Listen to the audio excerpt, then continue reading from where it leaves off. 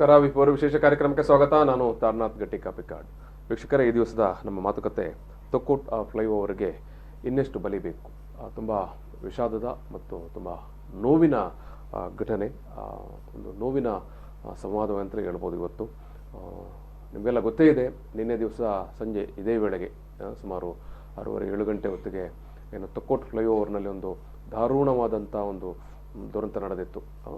ಅಪಘಾತದಲ್ಲಿ ದ್ವಿಚಕ್ರ ವಾಹನದಲ್ಲಿ ಹೋಗ್ತಾ ಇದ್ದಂಥ ದಂಪತಿಗಳು, ಯುವ ದಂಪತಿಗಳು, 34 ಮತ್ತು 32 ವರ್ಷದ ದಂಪತಿಗಳು ದಾರುಣವಾಗಿ ಸ್ಥಳದಲ್ಲೇ ಮೃತಪಟ್ಟಂಥ ಘಟನೆ.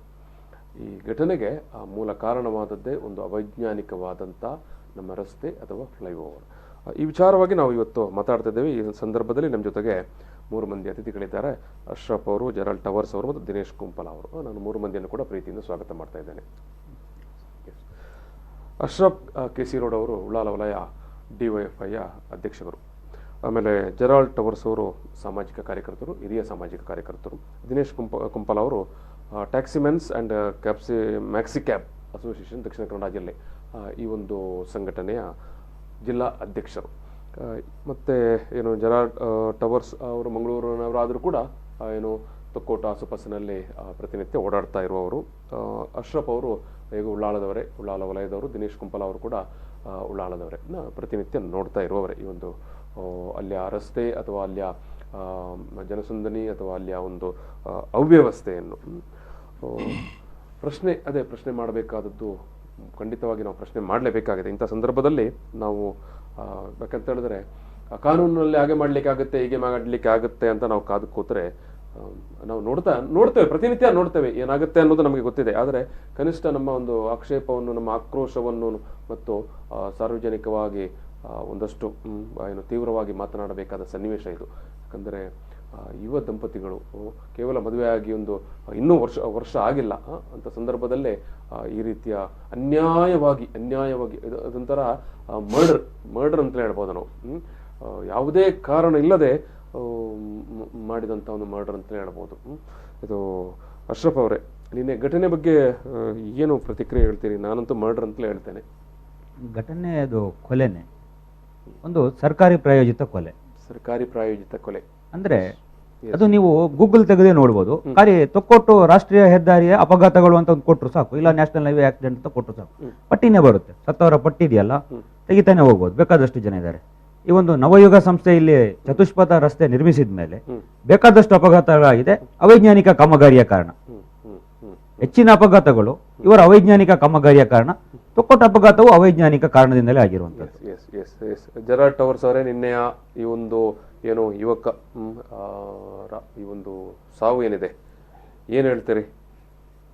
ಇವತ್ತು ನಮ್ಮ ಮಂಗಳೂರು ನಗರದ ಒಳಗೆ ಕಾರ್ಪೊರೇಷನ್ ಏರಿಯಾದಲ್ಲಿ ಮಾತ್ರ ನಾವು ನೋಡುವುದಾದರೆ ನಾವು ನೋಡ್ತಾ ಇದ್ದೇವೆ, ಇವರು ಸಾವಿರಾರು ಕೋಟಿಗಳ ಕೆಲಸ ಇವತ್ತು ಆಗ್ತಾ ಇದೆ. ಟೋಟಲ್ ಆಯ್ತು ಅಂತೇಳಿ ಹೇಳ್ಬೋದು. ಕಾಂಕ್ರೀಟೀಕರಣ ಆಗಲಿ, ಇದಾಗಲಿ ಎಲ್ಲರೂ ಯಾವುದು ಉಪಕಾರಕ್ಕೆ ಮನುಷ್ಯರ ಜೀವಿತಕ್ಕೆ ಯಾವುದು ಬೇಕು ಅದರ ಬಗ್ಗೆ ಗಮನ ಕೊಡಲಿಲ್ಲ. ಪರ್ಫೆಕ್ಷನ್ ಇಲ್ಲ. ಪಂಪಿಲ್ ಫ್ಲೈಓವರ್ಗೆ 8 ವರ್ಷ ಅಂತ ಹೇಳಿದ್ದಾರೆ. ಅಲ್ಲಿಗೆ ನಾವು ಬರುವ, ನಾನು ಕೇಳುವಂತದ್ದು ನಿನ್ನೆಯ ಈ ಘಟನೆಗೆ ಇಬ್ಬರು ಮೃತಪಟ್ಟರಲ್ಲ ನಾಯಕರು ನೋಡಿ, ಅನ್ಸೈಂಟಿಫಿಕ್ ಅಂತೇಳಿ ಸೋಷಿಯಲ್ ಮೀಡಿಯಾದಲ್ಲಿ, ಪತ್ರಿಕೆಗಳಲ್ಲಿ ಅಥವಾ ಇಂತಹ ಟಿವಿ ಕಾರ್ಯಕ್ರಮಗಳಲ್ಲಿ ಎಷ್ಟೋ ಸಾರಿ ಬಂದಿದೆ. ನಮ್ಮ ಆಡಳಿತದವರಿಗೆ, ಆ ಕನ್ಸರ್ನ್ ಡಿಪಾರ್ಟ್ಮೆಂಟ್ಗೆ, ನವಯುಗದ ಇಂಜಿನಿಯರ್ನವರಿಗೆ ಎಷ್ಟು ತಲೆಗೆ ಹೋಗಿದೆ ಇದು. ನವಯುಗದವ್ರದ್ದು ನಂತೂರಲ್ಲಿ ಮರ ಬೀಳುವಾಗ ಸರ್, ನಮ್ಮ ನೀರ್ಮಾರ್ಗದೊಂದು ಶಾಲೆ ಮೇಲೆ ಸ್ವಲ್ಪ ತಪ್ಪಿದ್ದವತ್ತು. ನಾನು ಕಮಿಷನರ್ ಹರ್ಷ ಇದ್ರು, ನಾನು ಹೋಗಿ ಇಂಡಿವಿಜುವಲ್ ಒಬ್ಬನು ಕಂಪ್ಲೇಂಟ್ ಕೊಟ್ಟು ಅವರಿಗೆ ಹರ್ಷ ಅವರು ಫೋನ್ ಮಾಡಿ ನನ್ನ ಹತ್ರ ಅಪಾಯಿಂಟ್ಮೆಂಟ್ ತಗೊಳಿಸಿ ಇನ್ನೊಂದು 2 ಮರ ಅಲ್ಲಿ ಹ್ಯಾಂಗಿಂಗ್ ಪೊಸಿಷನ್ ಅಲ್ಲಿ ಉಂಟು, ಅದು ಅದು ಮಳೆಗಾಲದ ಟೈಮ್, ಆದ್ರೆ ಅವರು ತೆಗಿಸ್ಲಿಲ್ಲ. ಆದ್ರೆ ಕಬ್ಬಿಣದ ದೊಡ್ಡ ಇದು ಸಲಾಕೆಗಳಂತಂದು ಅದಕ್ಕೆ ಸಪೋರ್ಟ್ ಆಗಿಟ್ರು. ನಾನು ಆವಾಗ ಇದೇ ನೇತ್ರಾವತಿ ಸಂಘದ ಕೆಳಗಡೆ ನವಯುಗದ ಆಫೀಸಿಗೆ ಸಮೇತ ಹೋಗಿದ್ದೇನೆ. ಆಗ ಈ ನವಯುಗದ ಆಫೀಸರ್ ನನಗೆ ಸ್ವಲ್ಪ ಪಾಲಿಶ್ ಮಾಡುವ ರೀತಿಯಲ್ಲಿ, ನನ್ನನ್ನು ಸ್ವಲ್ಪ ಕಿಚೆಗೆ ಹಾಕುವ ರೀತಿಯಲ್ಲಿ ಹೇಳ್ತಾನೆ, ನಿಮ್ಮ ಸಮಾಜ ಸೇವೆಗೋಸ್ಕರ ನಮ್ಮ ಕಂಪನಿ ಡೊನೇಷನ್ ಕೂಡ ಕೊಡ್ತದೆ, ನೀವು ಬೇಕಾದರೆ ನಮ್ಗೆ ಒಂದು ಅರ್ಜಿ ಕೊಡಿ, ನಾನು ನಮ್ಮ ಹೆಡ್ ಆಫೀಸಿಗೆ ಬರೆಸಿ ನಾನು ಕಳಿಸ್ತೇನೆ ಅಂತೇಳಿ. ನಾನು ಹೇಳಿದೆ, ನಂದು 29 ವರ್ಷ ಆಯ್ತು ಸ್ವಾಮಿ, ಯಾರ್ದು ಕಾಫಿ ಚಹಾ ಕೂಡ ನಾನು ಕುಡಿಲಿಲ್ಲ, ನನಗೆ ಅಗತ್ಯ ಇಲ್ಲ. ಮತ್ತೆ ಏನಾದರೂ ಬೇಕಿದ್ದರೆ ನನಗೆ ಡೋನರ್ಸ್ ಇದ್ದಾರೆ ಪೇಷಂಟ್ನವರಿಗೆ, ನಾನು ಅಂತ ಕೆಲಸಕ್ಕೆ ಹೋಗ್ಲಿಲ್ಲ. ನಂದು ಹೆಚ್ಚಾಗಿ ಸಿವಿಕ್ ಇಶ್ಯೂಸ್ ವಿಚಾರ ಆದ ಕಾರಣ ನಾನು ಅದನ್ನು ಸ್ವೀಕಾರ. ಈಗ ನನಗೆ ಮೊದಲು ನಾನು ನಿಮ್ಗೆ ಅದು ಪ್ಲೇಸ್ ತೋರಿಸಿ Yes, yes. ನೋಡಿ. ಈ ರೀತಿ ಇವಾಗ ಈ ರಸ್ತೆಗೆ ನಡುವಲ್ಲಿ ಅಂಡರ್ ಪಾಸಿಂಗ್ ಕೊಟ್ಟು ಉಲ್ಲಾಲ ಕಡೆ ಹೋಗುವ ವ್ಯವಸ್ಥೆ ಇರ್ತಿದ್ದಾರೆ, ಈ ಫ್ಲೈಓವರ್ ನ ಮುಂದುಗಡೆ ಯಾರು ಅಡ್ಡಬಾರದ ರೀತಿಯಲ್ಲಿ ಇರ್ತಿದ್ದಾರೆ, ಆ ಸ್ಟ್ರಕ್ಚರ್ ಇವತ್ತು ಏನು ನಾ ಹೇಳ್ತೇನೆ, ಇನ್ಫ್ರಾಸ್ಟ್ರಕ್ಚರ್ ಸರಿ ಇಲ್ಲ ಅದರ ಮೇಲೆ. ಎಸ್ ಎಸ್ ಅಲ್ಲ, ಇನ್ಫ್ರಾಸ್ಟ್ರಕ್ಚರ್ ಬಗ್ಗೆ ನಾವು ಮಾತಾಡುವ. ನಿನ್ನೆ ಘಟನೆ ಏನು ನಾಗರಿಕ ಸಮಾಜ ಒಪ್ಪುವಂತ ಘಟನೆ ಅಂತ ಕೇಳೋದು ನಾವು. It is negligence of the administration and indirectly Ashraf ಹೇಳಿದಾಗೆ ಇಟ್ ಈಸ್ ಎ ಮರ್ಡರ್. ನಾನು ನನ್ನ ಇಮಿಡಿಯೇಟ್ ನಾನು ನನ್ನ 5-7 ಪೋಸ್ಟ್ ಹಾಕಿದ್ದೇನೆ ಸಾಮಾಜಿಕ ಜಾಲತಾಣದಲ್ಲಿ, ಯಾರು ಕೂಡ ನೋಡ್ಬೋದು. ಇಮಿಡಿಯೇಟ್ ವಿತ್ ಇನ್ ಮಿನಿಟ್ಸ್ ಅದರದ್ದು ಇಡೀ A to Z ಎಲ್ಲ ಏನಿಂತ ಕಾರಣದಿಂದ ಆಯ್ತು ಅಂತೇಳಿ ಎಲ್ಲ ಹಾಕಿ ಆಗಿದೆ. ಎಸ್ ದಿನೇಶ್ ಕುಂಪಲ್ ಅವರೇ, ನಿನ್ನೆ ಅಮಾಯಕರಾಗಿ ಇಬ್ಬರು ನಾವು ಕಳ್ಕೊಂಡಿದ್ದೇವೆ. ಏನು ನಿಮ್ಮ ಊರಿನಲ್ಲೇ ಇಂಥ ಒಂದು ಘಟನೆ ನಡೆದಿದೆ, ಏನು ಹೇಳ್ತೀರಿ? ಖಂಡಿತವಾಗಿಯೂ ನಿನ್ನೆಯ ಒಂದು ಘಟನೆಯನ್ನು ನೋಡುವಾಗ ನಾನು ಅಲ್ಲಿ ಒಂದು 15 ನಿಮಿಷದಲ್ಲಿ ಆ ಸ್ಥಳಕ್ಕೆ ಮುಟ್ಟಿದ್ದೇನೆ. ನೂರಾರು ಸಾವಿರಾರು ಜನರು ಸೇರಿದ್ರು. ಈ ಘಟನೆ ನೋಡುವಾಗ ತುಂಬ ಮನಸ್ಸಿಗೆ ಬೇಜಾರಾಯಿತು. ಅಂದರೆ ನಡಿಬಾರ್ದಿತ್ತು, ಆದರೆ ನಡೆಯುವ ಹಾಗೆ ಅಧಿಕಾರಿ ಮಟ್ಟ ಮತ್ತು ಜನಪ್ರತಿನಿಧಿಗಳು ನಡೆದುಕೊಂಡಿದ್ದಾರೆ ಅಂತ ನಾನು ಹೇಳಿಕೆ ಇಚ್ಛಪಡ್ತೇನೆ. ಯಾಕೆಂತ ಹೇಳಿದ್ರೆ ಒಂದು ಸಣ್ಣ ಪುಟ್ಟ ಮಕ್ಕಳಿಗೆ ಕೂಡ ಅಲ್ಲಿ ಗೊತ್ತಾಗ್ತದೆ ಯಾವ ರೀತಿ ಫ್ಲೈಓವರ್ ಮಾಡಬಹುದು.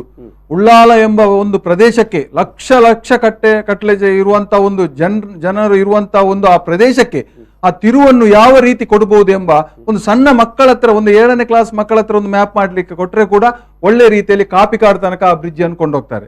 ಅಂತ ಆ ಒಂದು ಸುಲಭ ರೀತಿಯ ಒಂದು ಯೋಜನೆ ಇರುವಾಗ ಅವರು ಬೇಕಾಬೇಕೆ ಅಂದ್ರೆ ಒಂದು ಸಣ್ಣ ಅದು ಇತ್ತು ಪ್ರಾರಂಭದಲ್ಲಿ ಆ ಯೋಜನೆ, ಕೆರೆಬೇಲ್ ನಾಗನಕಟ್ಟೆಯಿಂದ ಕಾಪಿಕಾಡ್ ತನಕ ಆ ಫ್ಲೈಓವರ್ ಯೋಜನೆ ಇತ್ತು.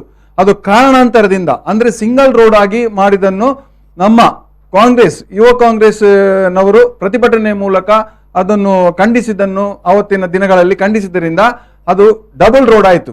ಇಲ್ಲದಿದ್ರೆ ಸಿಂಗಲ್ ವೇ ಇತ್ತು, ಅದಕ್ಕೆ ಡಬಲ್ ರೋಡ್ ಆಗುವಾಗ ಅದನ್ನೇನ್ ಮಾಡಿದ್ರು, ಅದೇ ಬಜೆಟ್ ಅಲ್ಲಿ ಅವರು ಆ ಫ್ಲೈಓವರ್ ಅನ್ನು ಚಿಕ್ಕದಾಗಿ ಮಾಡಿದ್ರು. ಚಿಕ್ಕದಾಗಿ ಮಾಡುವಾಗ ಅವೈಜ್ಞಾನಿಕವಾಗಿ ಮಾಡಿದ್ದಾರೆ.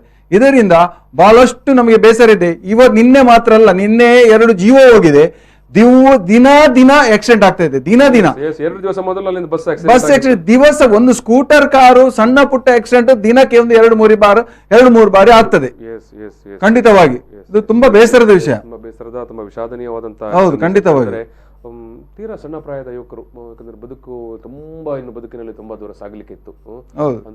ನವ ದಂಪತಿಗಳು ಬೇರೆ ಎಷ್ಟೋ ಕನಸು ಕಟ್ಟಿಕೊಂಡಂತ ಅವರು 32 ಮತ್ತೆ 27-28 ನಾನು ಕೇಳಿದೆ. ಮಾಧ್ಯಮದ ಸ್ವಲ್ಪ ಏಜ್ ಇದ್ದಾಗ ಪ್ರಿಯಾ ಫರ್ನಾಂಡಿಸ್ ಮತ್ತು ರಾಯನ್ ಫರ್ನಾಂಡಿಸ್ ಅವರು ಮ್ಯಾರೇಜ್ ಆಗಿ 7 ತಿಂಗಳು, 8ನೇ ತಿಂಗಳು. ನೋಡಿ, ನಾವು ವೀಕ್ಷಕರೇ, ನಾವು ಬಹುಶಃ ಅದು ದಿನೇಶ್ ಕುಂಪಲ್ ಅವರು ಅಥವಾ ಟವರ್ಸ್ ಅವರು ಅಥವಾ ಅಶ್ರಫ್ ಅವರು ಹೇಳುವ ರೀತಿಯಲ್ಲೇ, ಯಾಕಂತ ಹೇಳಿದ್ರೆ ಒಂದು ವೇಳೆ ನಾಗರಿಕ ಸಮಾಜ ಈ ಒಂದು ಫ್ಲೈಓವರ್ ಅನ್ನು ಮಾಡುವಂತ ಆರಂಭದಲ್ಲೇ ತಕ್ಕ ಮಟ್ಟಿನ ಒಂದು ಪ್ರತಿಭಟನೆಯನ್ನಾದ್ರೂ ತೋರ್ತಾ ಇದ್ದಿದ್ದರೆ ಬಹುಶಃ ಈ ರೀತಿ ಆಗ್ತಾ ಇರಲಿಲ್ಲ. ಮಾಡಿದಿರಿ. ಈಗ ನಾವು ಬರುವ ಈಗ ಪ್ರಶ್ನೆ, ಇಲ್ಲಿ ನಾವು ಪ್ರಶ್ನೆ ಮಾಡಬೇಕಾದ್ರೆ ಅದು ಕೇಳಬೇಕಾದ್ರೆ ಯಾರು ಜವಾಬ್ದಾರರು? ನಾನು ನೇರವಾಗಿ ಇದಕ್ಕೆ ಸಂಸದರೇ ಜವಾಬ್ದಾರರು. ಯಾಕೆಂತ ಹೇಳಿದ್ರೆ ಈ ಒಂದು ಫ್ಲೈಓವರ್, ಈ ಒಂದು ಅನುದಾನ ಎಲ್ಲೋ ಬಂದದ್ದು ಕೇಂದ್ರ ಸರ್ಕಾರದಿಂದ. ಇದಕ್ಕೆ ನೇರವಾಗಿ ನಾನು ಸಂಸದರಿಗೆ ನಿಜವಾಗಿ ಜನರ ಪರವಾಗಿ ಯಾವ್ದಾದ್ರೆ ಸ್ವಲ್ಪ ಆದ್ರೆ ಕಾಳಜಿ ಇದ್ರೆ ಇಂಥ ಒಂದು ಫ್ಲೈಓವರ್ ಅನ್ನು ಅಲ್ಲಿ ಉದ್ಘಾಟನೆ ಮಾಡ್ತಿರ್ಲಿಲ್ಲ.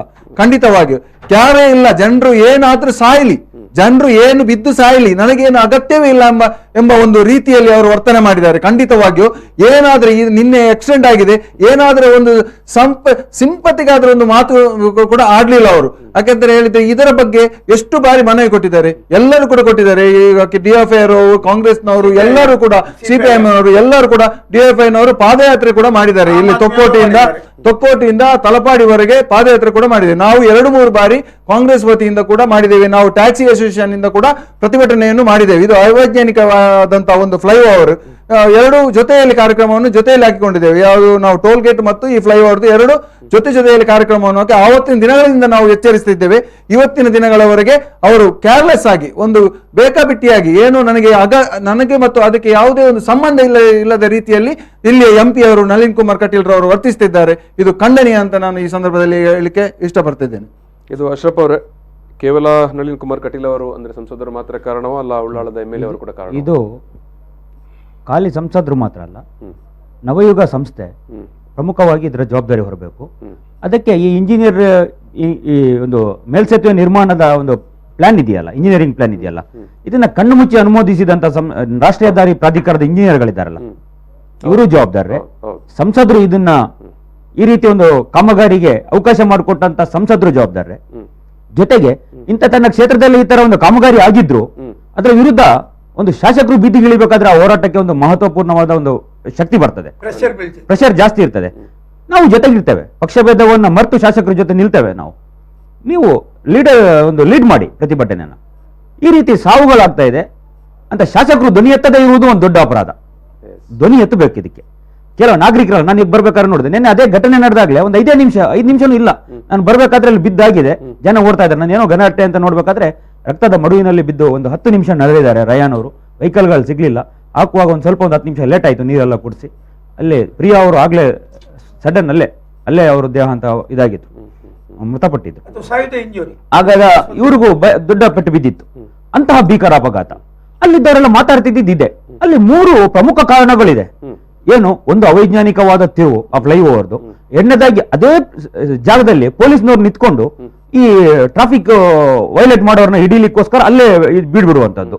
ಅದನ್ನ ನೋಡ್ಬಿಟ್ಟು ವೇಗ ಹೆಚ್ಚಿಸುವಂತ ಗಾಡಿಗಳು, ಸೈಡಿನಲ್ಲಿ ತಪ್ಪಿಸಿಕೊಳ್ಳಲು ಪ್ರಯತ್ನ ಪಡುವಂತ ವಾಹನಗಳು, ಕೇರಳಕ್ಕೆ ಹೋಗುವಂತ ವಾಹನಗಳು. ಇವ್ರಿಗೆ ಬೇಕಾದ್ರೆ ಈ ಕಲ್ಲಾಪುರಲ್ಲಿ ಒಂದು ಚೆಕ್ ಪೋಸ್ಟ್ ತರ ಮಾಡಿಕೊಂಡು ಆರಾಮವಾಗಿ ಎಲ್ಲ ವೆಹಿಕಲ್ನ ಚೆಕ್ ಮಾಡ್ಬಿಡ್ಬೋದು. ಇನ್ನೊಂದು ಅಲ್ಲೇ ಏನು ಅಪಾಯಕಾರಿ ತಿರುವುಗಳಿದೆ, ಅಲ್ಲೇ ದೊಡ್ಡ ದೊಡ್ಡ ಫ್ಲೆಕ್ಸ್ಗಳು. ನಗರಸಭೆ ನೋಡಿ ಈ ಅಧಿಕಾರಿಗಳ ಅನುಮತಿ ಕೊಡುವಂಥದ್ದು ಅಲ್ಲೇ.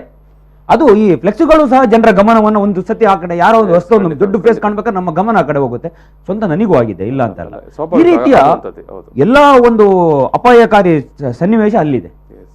ಇವು ಪ್ರಮುಖ ಕಾರಣ. ಇಲ್ಲಿ ಈ ಒಬ್ಬರನ್ನೇ ಯಾರನ್ನೂ ಕಾರಣಕ್ಕಾಗಲ್ಲ, ಇಡೀ ವ್ಯವಸ್ಥೆ ಇದರ ವಿರುದ್ಧ ಧ್ವನಿ ಎತ್ತಲೇಬೇಕು. ರಾಜಕೀಯವಾಗಿ ಒಬ್ಬರನ್ನು ಮಾತ್ರ ಅಲ್ಲಿ ಟೀಕೆ ಮಾಡಿದರೆ ಅಲ್ಲಲ್ಲ, ಬೇಡ ಅಂತ ಅಲ್ಲ. ಟೀಕೆ ಮಾಡುವಾಗ ಬಾರಿ ವಸ್ತುನಿಷ್ಠವಾಗಿ, ಸಂಸದರು ಕಾರಣಕರ್ತರಾಗಿದ್ದರೆ ಸಂಸದರು ಕೂಡ, ಲೋಕಲ್ MLA ಅವರು ಕಾರಣಕರ್ತರಿದ್ರೆ ಲೋಕಲ್ MLA ಅವರು ಕೂಡ, ಮತ್ತೆ ಸ್ಥಳೀಯವಾಗಿ ನಾಗರಿಕರು ಇದು ಪ್ರಶ್ನೆ ಮಾಡದೇ ಇದ್ದಿದ್ದರೆ, ನೀವು ಹೇಳಿದ್ರೆ ಪ್ರತಿಭಟನೆ ಮಾಡಿದೆವು, ಇದು ದಿನೇಶ್ ಗುಂಪಲ ನಾವು ಪ್ರತಿಭಟನೆ ಮಾಡಿದೆವು ಅಂತ, ಆ ಪ್ರತಿಭಟನೆಗೆ ಬೆಂಬಲ ಕೊಡದೆ ಇದ್ದಂತ ನಾಗರಿಕರು ಕೂಡ ಕಾರಣಕರ್ತಾರೆ. ಎಸ್ ಟವರ್ಸ್ ಅವರು, ನಾವು ನಿಮ್ಮ ಹತ್ರ ಬರ್ತೇನೆ. ಈಗ ಸಣ್ಣ ಬ್ರೇಕ್ ತಗೊಳ್ಳೋ, ಬ್ರೇಕ್ ನಂತರ ಈ ಒಂದು ಸಂವಾದ ಮತ್ತೆ ಮುಂದುವರಿಯುತ್ತೆ.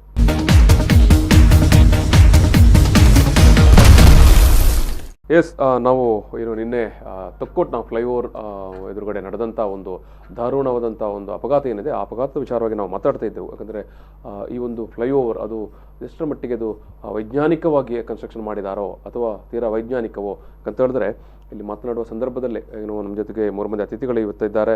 ಅಶ್ರಫ್ KC ರೋಡ್ ಅವರು, DYFI ಸಂಘಟನೆ ಉಳ್ಳಾಲ ವಲಯ ಅಧ್ಯಕ್ಷರು, ಮತ್ತು ದಿನೇಶ್ ಕುಂಪಲ ಅವರು, ದಕ್ಷಿಣ ಕನ್ನಡ ಜಿಲ್ಲಾ ಟ್ಯಾಕ್ಸಿಮೆನ್ಸ್ ಆ್ಯಂಡ್ ಮ್ಯಾಕ್ಸಿ ಕ್ಯಾಬ್ ಅಸೋಸಿಯೇಷನ್ನ ಅಧ್ಯಕ್ಷರು ಮತ್ತು ಸಾಮಾಜಿಕ ಕಾರ್ಯಕರ್ತರಾಗಿರುವಂಥ ಜೆರಾಲ್ಡ್ ಟವರ್ಸ್ ಅವರು. ವೀಕ್ಷಕರೇ, ನಾವು ಮಾತನಾಡುವ ಆರಂಭದಲ್ಲೇ ದಿನೇಶ್ ಕುಂಪಲ ಅವರು ಹೇಳಿದರು, 7ನೇ ತರಗತಿಯ ಮಕ್ಕಳಿಗೆ ಕೊಟ್ಟಿದ್ದರೂ ಸಾಕು ಒಂದು ಒಳ್ಳೆಯ ಮ್ಯಾಪ್ ಮಾಡಿ ಕೊಡ್ತಾ ಇದ್ರು ಅಂತ. ಈ ಜಾಗದಲ್ಲಿ ಯಾವ ರೀತಿಯೊಂದು ಫ್ಲೈಓವರ್ ಬೇಕು ಅನ್ನುವಂಥದ್ದು ನೋಡಿ. ಎಲ್ಲಾದರೂ ಭೂಲೋಕದಲ್ಲಿ 4 ರಸ್ತೆಗಳು ಸೇರುವಲ್ಲಿಗೆ ಕೊಂಡೋಗಿ ಒಂದು ಫ್ಲೈಓವರ್ ಅನ್ನು ಎಂಡ್ ಮಾಡ್ತಾರ? ಎಂಡ್ ಮಾಡಿದ್ರೆ ಏನಾಗಬಹುದು? ಅದೇ ರೀತಿ ಕೋಡಿಕಲ್ಲಲ್ಲಿ, ಇಲ್ಲಿ ಕೋಡಿಕಲ್ ಟರ್ನ್ ಅಲ್ಲಿ ಕೂಡ ಅದೇ ರೀತಿ ಫ್ಲೈಓವರ್ ಮಾಡಿದ್ದಾರೆ. ಕೋಡಿಕಲ್ ಟರ್ನ್ ಅಲ್ಲಿ ಅದೇ ರೀತಿ ಮಾಡಿದ್ದಾರೆ. ಈಗ ದಿನೇಶ್ ರವರು ಹೇಳಿದಾಗೆ ಮಕ್ಕಳು ಮಾಡುವುದಂತ ಹೇಳಿಲ್ಲ, ನೀವು ಖಾಲಿ ಇದರದ್ದು ಫ್ಲೈಓವರ್ಗಳ ಅದರ ದಂಡೆಯನ್ನು ನೋಡಿ, ಓರೆ ಈ ಮಕ್ಕಳು ಇದು ಅವರ ಕ್ರಾಫ್ಟ್ ಪೀರಿಯಡ್ ಅಲ್ಲಿ ಈ ಮಾಡೆಲ್ಸ್ ಮಾಡ್ತಾರೆ. ಇದು ತಲಕೆಲ್ಲ ಇದು ಬೆರೆಸಿಕೊಂಡು ಬ್ಲೇಡ್ ಅಲ್ಲಿ, ಅದು ಇದಕ್ಕಿಂತ ಬೆಂಗಳೂರಿನ ನೋಡುವ ನೆಲಮಂಗಲದಲ್ಲಿ ಹೋಗಿ, ಸರ್ ನಾವು ಫಾರಿನ್ ಹೋಗುದು ಬೇಡ, ಬೆಂಗಳೂರಿದು ನಾವು ಫ್ಲೈಓವರ್ಸ್ ನೋಡುವ. ನೆಲಮಂಗಲದಲ್ಲಿ ಒಂದು 100 ಲೀಟರ್ ಅಷ್ಟು ಸ್ಟ್ರೈಟ್, ಇದು ಏನಿಲ್ಲ, ಇದು ಕೆರೆ ಹಾವು ಹೋಗ್ತದಲ್ಲ, ಇದು ನಮ್ಮ ಗದ್ದೆ ಇದರಲ್ಲಿ ಆ ರೀತಿ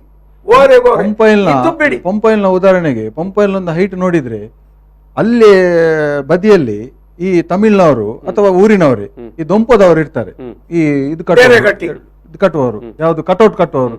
ಅವರಿಗೆ ನಾವು ಒಂದು ಏನಾದ್ರೆ ಕೆಲಸ ಕೊಟ್ರೆ ಅವರೊಂದು 3ನೇ ಕ್ಲಾಸ್ ಕೂಡ ತರಗತಿಗೆ ಓದಿತಿರ್ಲಿಲ್ಲ ಅವರು. ಅಂತವರು ಒಂದು ಹೈವೇಯಲ್ಲಿ ಎಷ್ಟು ಎತ್ತರದಲ್ಲಿ ನಾವು ಕಮನ್ ಹಾಕ್ಬೇಕೆಂಬ ಜ್ಞಾನ ಇರ್ತದೆ. ಇವರು ಇಷ್ಟು ದೊಡ್ಡ ಇಂಜಿನಿಯರ್ನವರು, ಮಹಾ ಇಂಜಿನಿಯರ್ನವರು, ಇವರಿಗೆ ಎಷ್ಟು ಜ್ಞಾನ ಇದೆ? ಅಲ್ಲ, ಜ್ಞಾನ ನೋಡಿದವಲ್ಲ ನಾವು. ಆಮೇಲೆ ಆಮೇಲೆ ರಸ್ತೆವನ್ನ ಪ್ರತಿದಿನ ಜಾಮ್ ಆಗ್ತದೆ, ಪ್ರತಿದಿನ ಜಾಮ್ ಆಗ್ತದೆ. ಅಶ್ರಫ್ ಹೇಳಿದರು ಇದಕ್ಕೆ ರೀಸನ್ ಇದು ಕಾರಣ ಉಂಟಂತೇಳಿ 3 ನಾನು ಅವಾಗಲೇ ನೋಟ್ ಮಾಡಿಕೊಂಡು ಬಂದೇನೆ. ಏನ್ ಹೇಳಿದ್ದಾರೆ, ಒಂದು ಕಾಯಿನ್ಗೆ 2 ಮುಖ ಇದ್ದಾಗೆ ಈ ಸಮಸ್ಯೆಗೆ 2 ಮುಖ ಉಂಟು. ಒಂದು ಮುಖ ಏನ್ ಹೇಳಿದ್ದಾರೆ, ಯಾವ ಆ ಡಿಪಾರ್ಟ್ಮೆಂಟ್ ಯಾವ ಕಂಪನಿಯ ಕೆಲಸ ಮಾಡ್ತದೆ ಅದರ ಇಂಜಿನಿಯರ್ ದವರ ಬೇಜವಾಬ್ದಾರಿ, ಇನ್ಎಫಿಷಿಯನ್ಸಿ. ಅದರ ಇನ್ನೊಂದು ಪಾಯಿಂಟ್ ಏನ್ ಹೇಳಿದ್ದಾರೆ, ಇವರು ಹೇಳಿದಾಗೆ MLA MP ಕಾರ್ಪೊರೇಟರ್ ಎಲ್ಲ ನಮ್ಮ ಜನಪ್ರತಿನಿಧಿಗಳು, ಜನಸಾಮಾನ್ಯರು 500 ಪ್ರತಿಭಟನೆ ಮಾಡಿದ್ದಾರೆ.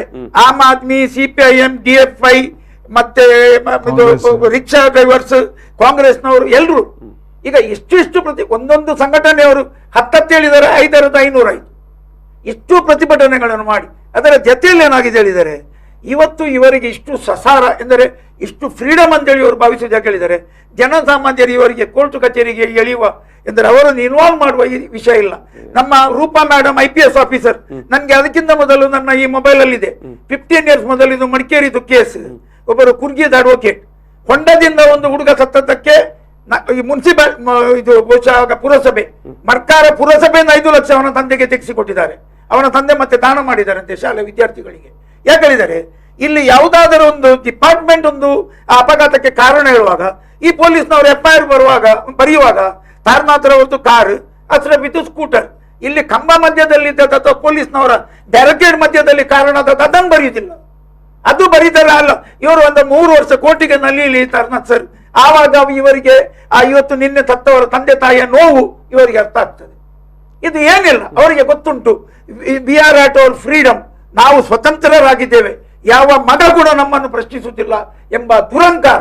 ನಾವು ಅಲ್ಲಿ ಓವರ್ ಬ್ರಿಡ್ಜ್ ಅಲ್ಲಿ ಕುಂದಾಪುರದಲ್ಲಿ ಒಂದು ಇದು ಉಂಟಂತೆ ಬ್ರಿಡ್ಜ್, ನನಗೆ ಇವತ್ತು ಮೆಸೇಜ್ ಬಂದಿದೆ, ನೀವು ಬರೀ ಮಂಗಳೂರಿದು ಮಾತಾಡ್ತೀರಿ, ಇಲ್ಲಿ ಬಂದು ನೋಡಿ ಅಂತ ಹೇಳಿ. ಬೇಕಾ ನಾನು ಹೇಳುವುದಾದರೆ ಕುಂದಾಪುರ ಮಾತ್ರ ಅಲ್ಲ, ಉತ್ತರ ಕನ್ನಡ ಜಿಲ್ಲೆಯಿಂದ ಈಗ ಏನು ನವಯುಗದವರು ಮಾಡಿರುವಂತ ಕನ್ಸ್ಟ್ರಕ್ಷನ್ ನೀವು ತಲಪಾಡಿಯಿಂದ ಕುಂದಾಪುರ ತನಕ ನೋಡಿ, ಬಹುತೇಕ ಕಡೆ ಈಗಾಗಲೇ ಏನು ದಿನೇಶ್ ಅವರು ಹೇಳಿದ್ರಲ್ಲ, ಪಂಪವೆಲ್ ಬ್ರಿಡ್ಜ್ ಅನ್ನು ಒಂದು ಎಕ್ಸಾಂಪಲ್ ಕೊಟ್ಟರು. ನೀವು ಓಕೆ, ಇದೇ ಬ್ರಿಡ್ಜ್ ಅನ್ನು ನೋಡಿ, ಇದರ ಸ್ಟಾರ್ಟಿಂಗ್ ಪಾಯಿಂಟ್ ಏನು ಕಲ್ಲಾಪು ನಾಗನಕಟ್ಟೆ ಅಲ್ಲಿಂದ, ಅದು ಕೂಡ ತೀರಾ ಅನ್ಸೈಂಟಿಫಿಕಲ್ ಆದ ಇದು 3 ಕಡೆಯಿಂದಲೂ ಬಂದು ಅಲ್ಲಿ ಕನೆಕ್ಟ್ ಆಗುತ್ತೆ.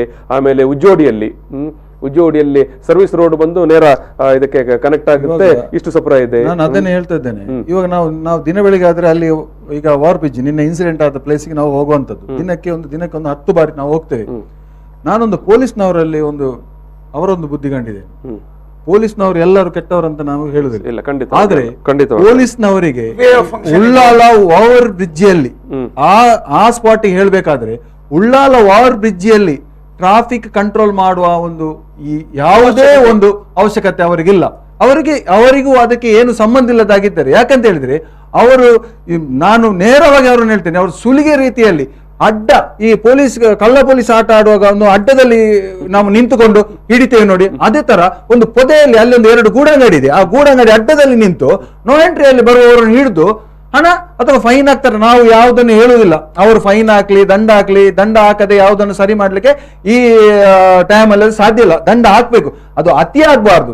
ಇದು ಅವ್ರು ನಿಂತ್ಕೊಳ್ಳೋದು ಯಾವುದಕ್ಕೆ, ಟ್ರಾಫಿಕ್ ಕಂಟ್ರೋಲ್ ಮಾಡ್ಲಿಕ್ಕೆ ಅಲ್ಲವೇ ಅಲ್ಲ, ದಂಡ ವಸೂಲಿ ಮಾಡ್ಲಿಕ್ಕೆ ಮತ್ತೆ ಅವರ ಕಿಸೆಗೆ ಹಾಕ್ಲಿಕ್ಕೆ ಹೊರತು ಬೇರೆ ಯಾವುದೇ ವಿಷಯಕ್ಕಲ್ಲ. ತುಂಬಾ 1-2 ಪೊಲೀಸ್ನವರು ನಾನು 1 ವಾರದಿಂದ ನೋಡ್ತಿದ್ದೇನೆ. ಒಳ್ಳೆ ಯುವಕರು, ಉತ್ತರ ಕನ್ನಡದವರು, ನಮ್ಮ ಕಂಗನಾಡಿ ಸ್ಟೇಷನ್ ಅವರು, ನಗುರೆ ಟ್ರಾಫಿಕ್ ಸ್ಟೇಷನ್, 10 ಗಂಟೆ ರಾತ್ರಿ ತನಕ ಕದ್ದು ಮುಚ್ಚಲ್ಲಿ ನಿಲ್ತಾರೆ. ಕದ್ದು ಮುಚ್ಚಿ ಈ ಹುಡುಗರು ಬರುವಾಗ ನಿಲ್ಲಿಸಿ ನೋಡಿ, ಅವರಿಗೆ ಟ್ರಾಫಿಕ್ ಕಂಟ್ರೋಲ್ ಮಾಡ್ಲಿಕ್ಕೆ 7 ಗಂಟೆಗೆ ಅವರಿಗೆ ಪುರ್ಸೊತ್ತಿಲ್ಲ. ಬೆಳಿಗ್ಗೆ 4 ಗಂಟೆಗೆ 3:30 ಗಂಟೆಗೆ ನೋಡಿ ಹೈವೇ ಪೆಟ್ರೋಲ್ ಗಾಡಿ ಅಲ್ಲಿ ತಿರುಗ್ತಾ ಉಂಟು. ಯಾಕೆ? ಹೊಯ್ಗೆ ಗಾಡಿ ಇಡಲಿಕ್ಕೆ, ಮತ್ತೊಂದು ಇಡಲಿಕ್ಕೆ, ಹಣ ವಸೂಲಿ ಬಾಜಿಗೆ. ನಾನು ನೇರವಾಗಿ ಹೇಳ್ತೇನೆ, ನನಗೇನು ಹೆದರಿಕೆ ಇಲ್ಲ. ನಮ್ಮ ಹತ್ರ ನಾನು ಪ್ರತ್ಯಕ್ಷವಾಗಿ ಕಂಡದ್ದು. ಮುಂದೆ ನೋಡಿ, ಪೊಲೀಸ್ನವರಂತ ಹೇಳಿದ್ರೆ ಎಲ್ಲರಿಗೆ ಗೌರವ ಇದೆ, ನಮಗೂ ಕೂಡ ಗೌರವ ಇದೆ. ಒಂದು ಹಬ್ಬ ದಿನ, ಒಂದು ಸ್ವಾತಂತ್ರ್ಯ ದಿನ ಅಥವಾ ನಮ್ಮ ದಸರಾ ದಿನ ನಮ್ಗೆ ಒಂದು ಯೂನಿಫಾರ್ಮ್ ಅಥವಾ ವೆಹಿಕಲ್ ಒಂದು ಯೂನಿಫಾರ್ಮ್ ಯಾವ್ದಾದ್ರು ಸ್ವಲ್ಪ ರಿಯಾಯಿತಿ ಇದೆ. ಇವತ್ತೊಂದು ಇಲ್ಲಿ ಜಾತ್ರೆ ನಡೀತಿದೆ, ಇವತ್ತೊಂದು ಹಬ್ಬ ನಡೀತಿದೆ, ಒಂದು ಆಯುಧ ಪೂಜೆ ಇದೆ, ಒಂದು ಮೊನ್ನೆ ಮಂಗಳದೇವಿಗೆ ನಾನು ಹೋಗ್ತಾ ಇದ್ದೇನೆ, ಅದು ಪೊಲೀಸ್ನವರು ಮಂಗಳದೇವಿ ಇಲ್ಲಿ ಭಿಕ್ಷು ಲಕ್ಷ್ಮಣ್ ವಾಲ್ ಹತ್ರ ಒಂದು ನಮ್ಮ ಭಟ್ರು SI, ನಾನು ನೇರವಾಗಿ ಅವರು ಆರೋಪ ಮಾಡ್ತೇನೆ, ತುಂಬಾ ಬೇಸರ ಆಯ್ತು. ಅವರು ಫ್ಯಾಮಿಲಿ ಇಟ್ಕೊಂಡು ದೇವಸ್ಥಾನಕ್ಕೆ ಹೋಗ್ತಾ ಇದ್ದಾರೆ, ಅಲ್ಲಿ ಎಲ್ಲ ಹೆಲ್ಮೆಟ್ ಎಲ್ಲ ಹಾಕಿದ್ದಾರೆ, ಅಲ್ಲಿ ನಿಂತು ರೆಕಾರ್ಡ್ ಚೆಕ್ ಮಾಡ್ತಾರೆ ಎಲ್ಲ ರಾಶಿ ಹಾಕಿಕೊಂಡು. ಏನು ಅಗತ್ಯ ಇದೆ? ಏನು ಕಳ್ಳರು ಹೋಗುದ? ನಾವು ವೆಹಿಕಲ್ ಅನ್ನು ಹೋಗೋದನ್ನು ಕಳ್ಳರನ್ನು ಹಿಡಿದಾಗೆ, ಕಳ್ಳರನ್ನು ನಿಲ್ಲಿಸಿದಾಗೆ ನಿಲ್ಲಿಸ್ತಾರೆ. ಆದ್ರೆ ಒಂದು ನಮ್ಮ ನಗರದ ನಮ್ಮ ಈ ನಮಗೆ ಇವರಿಗೆ ಇರುವ ಜವಾಬ್ದಾರಿ ನಮಗೆ ನಾಗರಿಕರಿಗೆ ಇಲ್ವಾ? ಯಾವ ರೀತಿ ನಮ್ಮನ್ನು ನೋಡ್ತಾ ಇದ್ದಾರೆ ಪೊಲೀಸ್ನವರು? ದಂಡ ಹಾಕಬಾರ್ದು ಅಂತ ನಾನು ಎಲ್ಲಿ ಸಹ ಹೇಳಿದ್ರು, ದಂಡ ಹಾಕ್ಬೇಕು, ಅದಕ್ಕೊಂದು ಮಿತಿ ಇದೆ, ಇತಿಮಿತಿ ಇದೆಯಲ್ಲ ಸರ್. ರಾಜಕೀಯ ಯಾವ ರೀತಿ ಇದನ್ನೇ ನಾವು ಟ್ರಾಫಿಕ್ ಕಂಟ್ರೋಲ್ ಅಲ್ಲಿ ಯಾಕೆ ಮಾಡ್ತಾ ಇಲ್ಲ? ಒಂದು ಅಲ್ಲಿ ಟ್ರಾಫಿಕ್ ಕಂಟ್ರೋಲ್ ಯಾರು? ಹೋಮ್ ಗಾರ್ಡ್ನವ್ರು ಮಾಡುದು. ಇವರು ಕಾರ್ನೊಳಗೆ ಎಸಿ ಹಾಕಿಕೊಂಡು ಕಾರ್ನೊಳಗೆ ಕೂತು ಒಬ್ಬರನ್ನು PC ಅನ್ನು ಅವರನ್ನು ಇಬ್ಬರನ್ನು ಹುಲಿ ಹಿಡ್ದಾಗೆ ಆಚೆಯಿಂದ ಒಬ್ಬರು ಈಚೆಯಿಂದ ಒಬ್ರು PC ಅವರು. ಎಂತದ್ದು ಇದು? ಏನು ಅವಸ್ಥೆ? ಇಂಥ ಒಂದು ವ್ಯವಸ್ಥೆ ನಮ್ಮೂರಲ್ಲಿ ಬೇಕಾ? ನಾನು ನಿನ್ನೆ ಸಾಮಾಜಿಕ ಜಾಲತಾಣದಲ್ಲಿ ಹಾಕಿದ್ದೇನೆ. ಯಾವಾಗ ನಮ್ಮ ಕುಂದಾಪುರ ಬೈಂದೂರಿನಿಂದ ತಲಪಾಡಿ ಕೇರಳ ಬಾರ್ಡರ್ ತನಕ ಯಾವಾಗ ನಮ್ಮ ಈ ರಸ್ತೆಗಳು ಸರಿ ಇಲ್ವಾ, ಪೊಲೀಸ್ನವರಿಗೆ ಮಾರಲ್ ರೈಟ್ಸೇ ಇಲ್ಲ, ನಮ್ಗೆ ಇದು ಪೆನಲ್ಟಿ ಹಾಕ್ಲಿಕ್ಕೆ. ವಯೋಲೇಷನ್ ಆಫ್ ಟ್ರಾಫಿಕ್, ನೀವು ಮೊದಲು ವಯೋಲೇಷನ್ ಆಫ್ ಟ್ರಾಫಿಕ್ ಮಾಡುವುದಾದರೆ, ಫೈನ್ ಮಾಡುವುದಾದರೆ ಮೊದಲು ವ್ಯವಸ್ಥೆಯನ್ನು ಇನ್ಫ್ರಾಸ್ಟ್ರಕ್ಚರ್ ಸರಿ ಮಾಡಿಸಿ ಸ್ವಾಮಿ. ನಾನು ಮನೆ ಬಾಡಿಗೆಗೆ ಕೊಡ್ತೇನೆ, ಮನೆಯ ಒಳಗೆ ಮಳೆ ನೀರು ಸೋರ್ತದೆ, ಅಸ್ರೆ 15,000 ಬಾಡಿಗೆ ಕೊಟ್ಟು ನನ್ನ ಮನೆಯಲ್ಲಿ ನಿಲ್ತಾರೆ.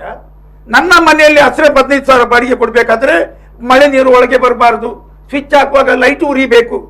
ಇದು ರಸ್ತೆ ಸರಿ ಇಲ್ಲ, ಹೊಂಡ ಉಂಟು, ಅದಕ್ಕೆ ನಾವು ಫೈನ್ ಕಟ್ಟುವುದಂತೆ. ಅದರ ಜೊತೆಯಲ್ಲಿ ಇದು ನೋಡಿ ಟೋಲ್ ವಸೂಲಿ. ಇದು ಮುಂಬೈಯಲ್ಲಿ ದಾದರಲ್ಲಿ ಒಂದು ರೌಡಿ ಅಂತೆ, ಘಾಟ್ಕೋಪರಲ್ಲಿ ಒಂದು ರೌಡಿ ವಸೂಲು ಮಾಡುದು. ಈ ತರ ಏರಿಯಾದಲ್ಲಿ ಒಂದು ರೌಡಿ ವಸೂಲು ಮಾಡಿದಾಗೆ ಇವತ್ತು ರಸ್ತೆಯಲ್ಲಿ ಈ ನಮ್ಮ ಟೋಲ್ ವಸೂಲಿ ಆಗ್ತಾ ಇದೆ. ಮತ್ತೆ ನಾನು ಇನ್ನೊಂದು ಹೇಳ್ತೇನೆ, ನೇರವಾಗಿ ನಮ್ಮ ರಾಜಕೀಯ ಪುಡಾರಿಗಳಿಗೆ, ಮುಖಂಡರಿಗೆ, ನಮ್ಮ ಚುನಾಯಿತ ಮುಖಂಡರಿಗೆ, ಇವರಿಗೆ ಈ ಏನೆಲ್ಲ ಲೋಪದೋಷ ಉಂಟಲ್ಲ, ಇದರ ಹಿಂದೆ ಕಿಕ್ ಬ್ಯಾಕ್ಸ್ ಉಂಟು. ಆದ ಕಾರಣ ಇವರು ಇದನ್ನು ಸರಿಪಡಿಸಲಿಕ್ಕೆ ಹೋಗುದಿಲ್ಲ. ಈಗ ಅಶ್ರಫ್ ಕಾಂಟ್ರಾಕ್ಟರ್ ತಿಂಗಳಿಗೆ ಹಣ ಸಂದಾಯ ಮಾಡ್ತಾನೆ. ಯಾಕೆ ಅಶ್ರಫ್ ಇದು ಕೆಲಸದ್ದು ತಪ್ಪು ತೋರಿಸಬೇಕು? ಇವರಿಗೆ ಸೀದಾ ಇವರ ಕೈ ತೊಳೆದಷ್ಟು ಶುದ್ಧ ಹಸ್ತ ಇವರದಿದ್ರೆ ಇವರು ಪ್ರತಿಯೊಬ್ಬರನ್ನು ಅವಾಗ ಕೇಳ್ತಾರೆ, ನಿಂದು ಇದ್ಯಾಕೆ ಸರಿಯಾಗ್ಲಿಲ್ಲ, ನಿನ್ನೆ ಆಕ್ಸಿಡೆಂಟ್ ಆದ ಸ್ಪಾಟದಲ್ಲಿ ಈ ರೀತಿ ಯಾಕೆ ಆಗಿದೆ, ಕ್ವಶನ್ ಮಾಡ್ತಾರೆ. ಇವತ್ತು ಪ್ರಶ್ನೆ ಮಾಡ್ಲಿಕ್ಕೆ ಹೋಗುದಿಲ್ಲ. ಯಾಕೆ ಹೇಳಿದರೆ ದಾಕ್ಷಿಣ್ಯ ಇವರ ಕಿಸೆಗೆ ಬಿದ್ದಿದೆ. ಈ ಕಿಸೆಗೆ ಬಿದ್ದ ಕಾರಣ ಇವತ್ತು ಇವರ ನಾಲ್ಗೆ ಮಾತಾಡ್ಲಿಕ್ಕೆ ಕೇಳುವುದಿಲ್ಲ. ಅದು ಸಿಕ್ಕಾಕಿಕೊಂಡಿದೆ. ಸಾರ್ವಜನಿಕರು ಬೂದಿ ಮುಚ್ಚಿದ ಕೆಂಡದಾಗಿದೆ, ಎಲ್ಲರೂ ಉಗ್ರದಲ್ಲಿದ್ದಾರೆ. ಒಂದು ದಿನ ಇದು ಸ್ಫೋಟ ಆಗ್ತದೆ. ಪೊಲೀಸ್ನವರು ಇದ್ರೆ ಈ ರೀತಿ ಮಾಡುದಾದ್ರೆ ಸ್ಫೋಟ ಖಂಡಿತ ನಾಗರಿಕರ ಒಂದು ದಿನ ಹಾಗೆ ಆಗ್ತದೆ. ಎಲ್ಲ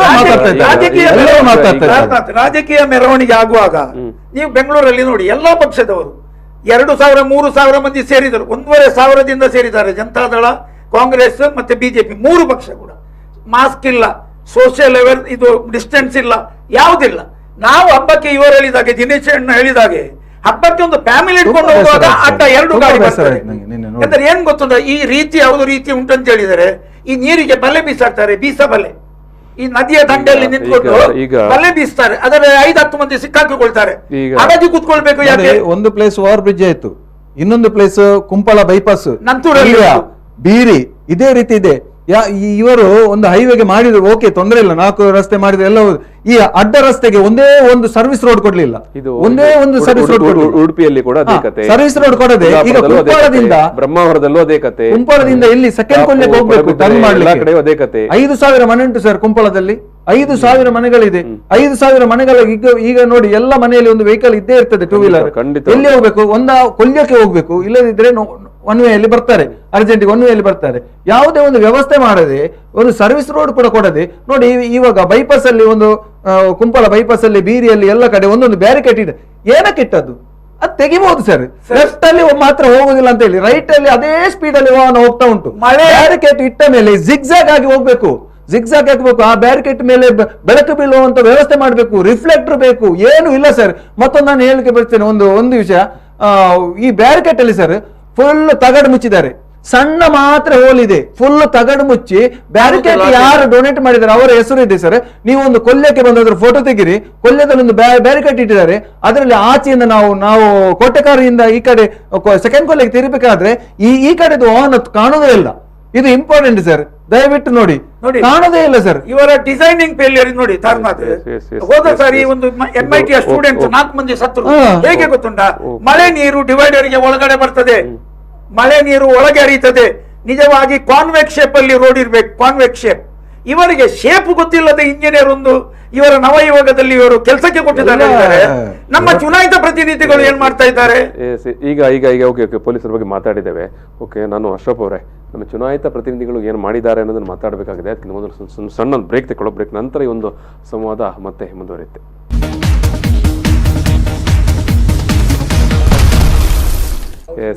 ಎಸ್ ಅದೇ ನಾವು ಈ ಒಂದು ತೊಕ್ಕೋಟ್ನ ಫ್ಲೈಓವರ್ನಲ್ಲಿ ನಿನ್ನೆ ನಡೆದಂಥ ಒಂದು ದಾರುಣ ಘಟನೆ ಏನಿದೆ, ಆ ಘಟನೆಯ ಹಿನ್ನೆಲೆಯಲ್ಲಿ ನಾವು ಆ ಒಂದು ತೊಕ್ಕೋಟ್ ಫ್ಲೈಓವರ್ ಅದು ಎಷ್ಟರ ಮಟ್ಟಿಗೆ ವೈಜ್ಞಾನಿಕವಾಗಿದೆ ಅಥವಾ ಅದು ಅವೈಜ್ಞಾನಿಕವೋ ವಿಚಾರವಾಗಿ ಮಾತಾಡ್ತಾ ಇದ್ದೆವು. ಮಾತಾಡೋ ಸಂದರ್ಭದಲ್ಲೇ ನಮ್ಮ ಜೊತೆಗೆ ದಿನೇಶ್ ಕುಂಪಲ ಅವರು ಮತ್ತು ಜೆರಾರ್ಡ್ ಟವರ್ಸ್ ಅವರು ಮತ್ತು ಅಶ್ರಫ್ ಅವರು 3 ಮಂದಿ ಕೊಟ್ಟಿರೋ ಅಭಿಪ್ರಾಯ ತೀರಾ ಅವೈಜ್ಞಾನಿಕವಾದಂಥ ಒಂದು ಫ್ಲೈಓವರ್ ಇದು. ಆ ಒಂದು ಫ್ಲೈಓವರ್ ಇಷ್ಟೊಂದು ಅವೈಜ್ಞಾನಿಕ ರೀತಿಯಲ್ಲಿ ನಿರ್ಮಾಣ ಮಾಡಿದ್ದೇ ಅಲ್ಲಿ ಒಂದು ಅಪಘಾತವಾಗಲಿಕ್ಕೆ ಅದು ಕಾರಣವಾಗಿದೆ. ನಿನ್ನೆಯದೇನೋ ಭಾರಿ ದಾರುಣವಾದಂಥ ಒಂದು ಘಟನೆ, ಬಟ್ ಪ್ರತಿನಿತ್ಯವೂ ಅಲ್ಲಿ ಅಪಘಾತಗಳು ನಡೆಯುತ್ತೆ ಅನ್ನೋದನ್ನು ದಿನೇಶ್ ಕುಂಪಲ ಅವರು ಹೇಳ್ತಾ ಇದ್ದಾರೆ. ಸೊ ಈಗಾಗಲೇ ಹೇಳಿದ್ರು ಅವರು ಪೊಲೀಸರು ಮಾಡುವಂಥ ಬೇಜವಾಬ್ದಾರಿ ಘಟನೆಗಳು ವಿಚಾರಗಳು ಅಂತ. ನಾನು ಅಶ್ರಫ್ ಅವರೇ, ನಾನು ಕೇಳುವಂಥದ್ದು ನಮ್ಮ ಜನಪ್ರತಿನಿಧಿಗಳು ಏನು ಮಾಡ್ತಾ ಇದ್ದಾರೆ ಅಂತ. ಈಗ ಈ ಒಂದು ಫ್ಲೈಓವರು ನಮ್ಮ ಕರಾವಳಿ ಅನೇಕ ಫ್ಲೈಓವರ್ಗಳನ್ನು ನೋಡಿದ್ದೇವೆ ನಾವು. ವರ್ಷಾನುಗಟ್ಟಲೆ ಒಂದು ಫ್ಲೈಓವರ್ ನಿರ್ಮಿಸೋಕ್ಕೆ ಇವರು ಟೈಮ್ ತಗೊಂಡಿದ್ದಾರೆ. ಈ ತೊಕ್ಕೋಟ್ ಫ್ಲೈಓವರ್ ಕೂಡ ಒಂದಷ್ಟು ವರ್ಷಗಳನ್ನು ತಗೊಂಡಿದ್ದಾರೆ.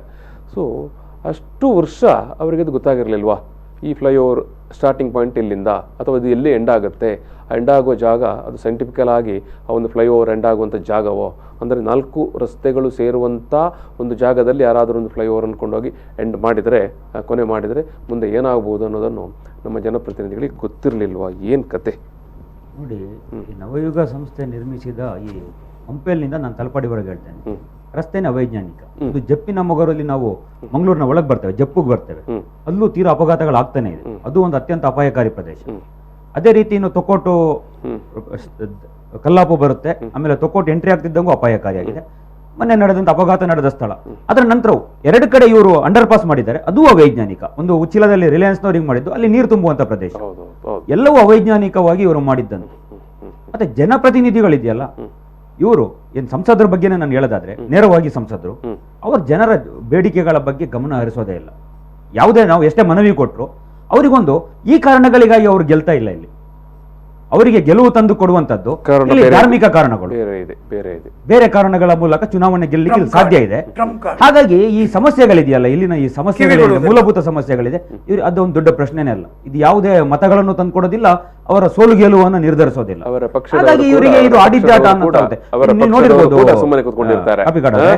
ನಾವು ಆಗಸ್ಟ್ 5ಕ್ಕೆ ಒಂದು ಪಾದಯಾತ್ರೆಯನ್ನ ಮಾಡಿದ್ವಿ, ತೊಕ್ಕೋಟ್ನಿಂದ ತಲಪಾಡಿವರೆಗೆ, ಸಾಧಾರಣ 8 ಕಿಲೋಮೀಟರ್ ಹತ್ರ ಬರುತ್ತೆ, ನಡ್ಕೊಂಡೇ ಹೋದ್ವಿ ಅಲ್ಲಿ ತನಕ. ಆಗ್ಲೂ ಮನವಿ ಕೊಟ್ವಿ, ಅವೈಜ್ಞಾನಿಕವಾಗಿದೆ, ಈ ಫ್ಲೈಓವರ್ ಅವೈಜ್ಞಾನಿಕವಾಗಿದೆ, ಸರ್ವಿಸ್ ರಸ್ತೆಗಳು ಬೇಕಿದೆ, ಬಸ್ ಸ್ಟ್ಯಾಂಡ್ಗಳಿಲ್ಲ. ಬೀರಿಯಲ್ಲಿ ನೋಡ್ಬೋದು ನೀವು, ಅಲ್ಲೆಲ್ಲ ಬಸ್ ಸ್ಟ್ಯಾಂಡ್ಗಳು ನೋಡಿ, ತಗಡು, ಕೆಸಿ ರೋಡ್ ನಲ್ಲಿ ಬಸ್ ಸ್ಟ್ಯಾಂಡ್ ತಗಡು, ಮಳೆ ಬಂದ್ರೆ ಇಲ್ಲ, ಈ ರೀತಿಯ ಪರಿಸ್ಥಿತಿ.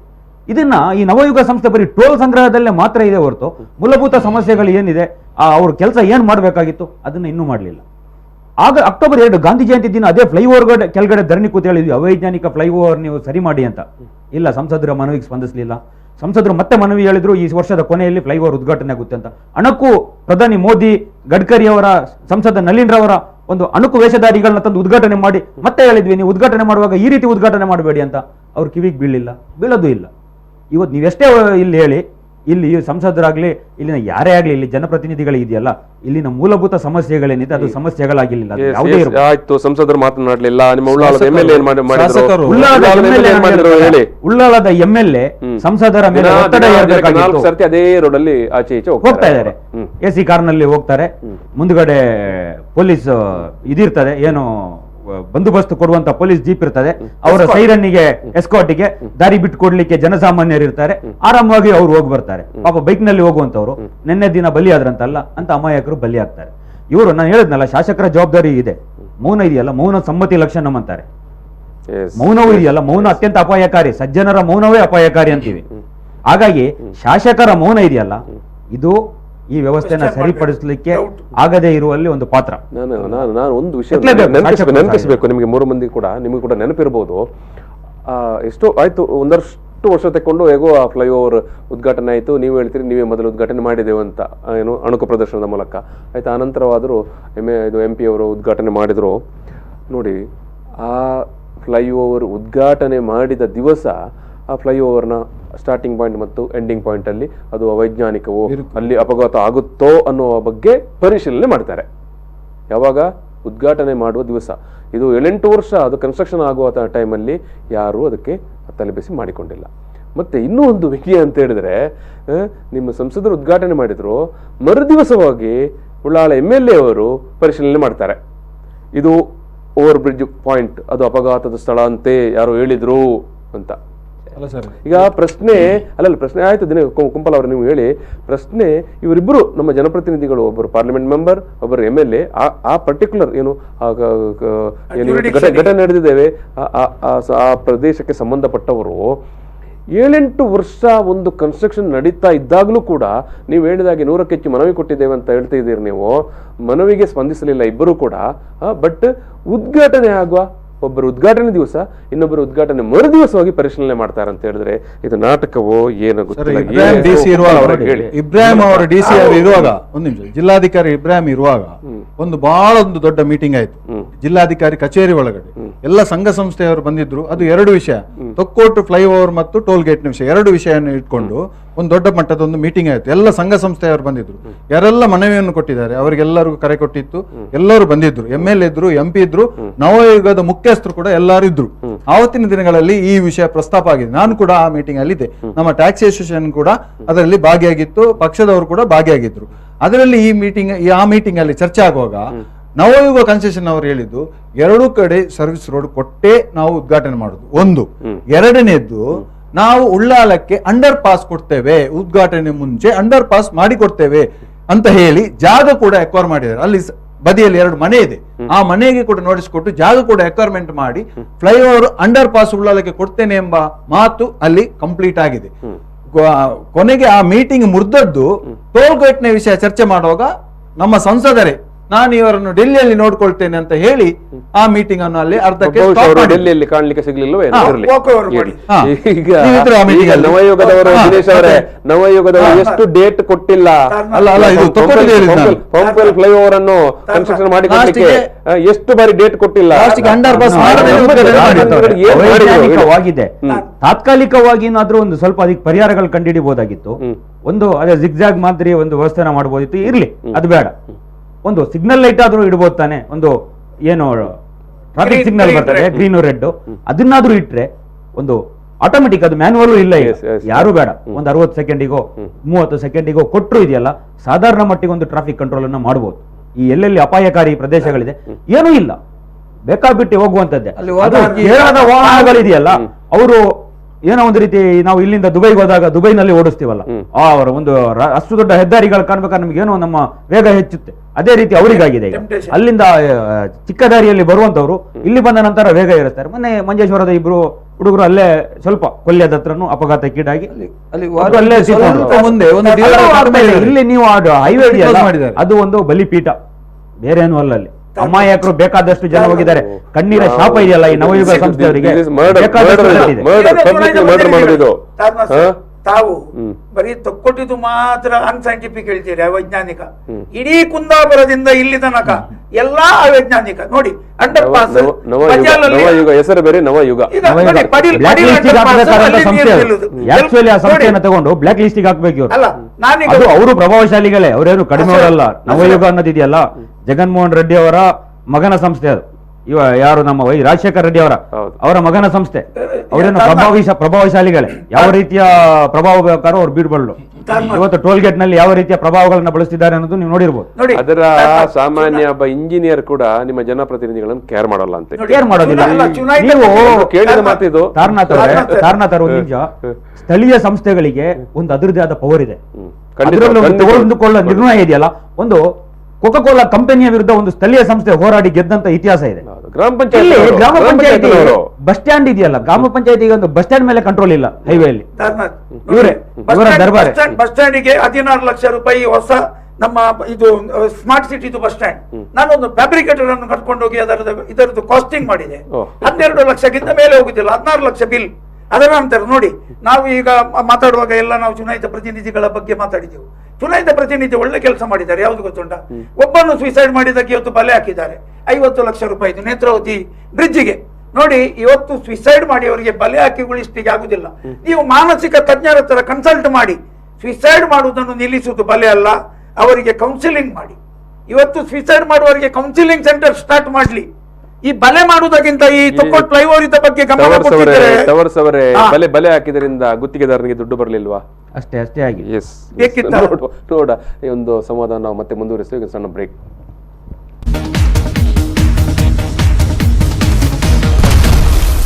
ತೊಕ್ಕೋಟ್ ಫ್ಲೈಓವರ್ಗೆ ಇನ್ನೆಷ್ಟು ಬಲಿಬೇಕು ಅನ್ನುವಂಥ ಒಂದು ಭಾರಿ ನೋವಿನ ಅಥವಾ ದುಃಖದ ಒಂದು ಸಂವಾದ ಇವತ್ತಿದ್ದು.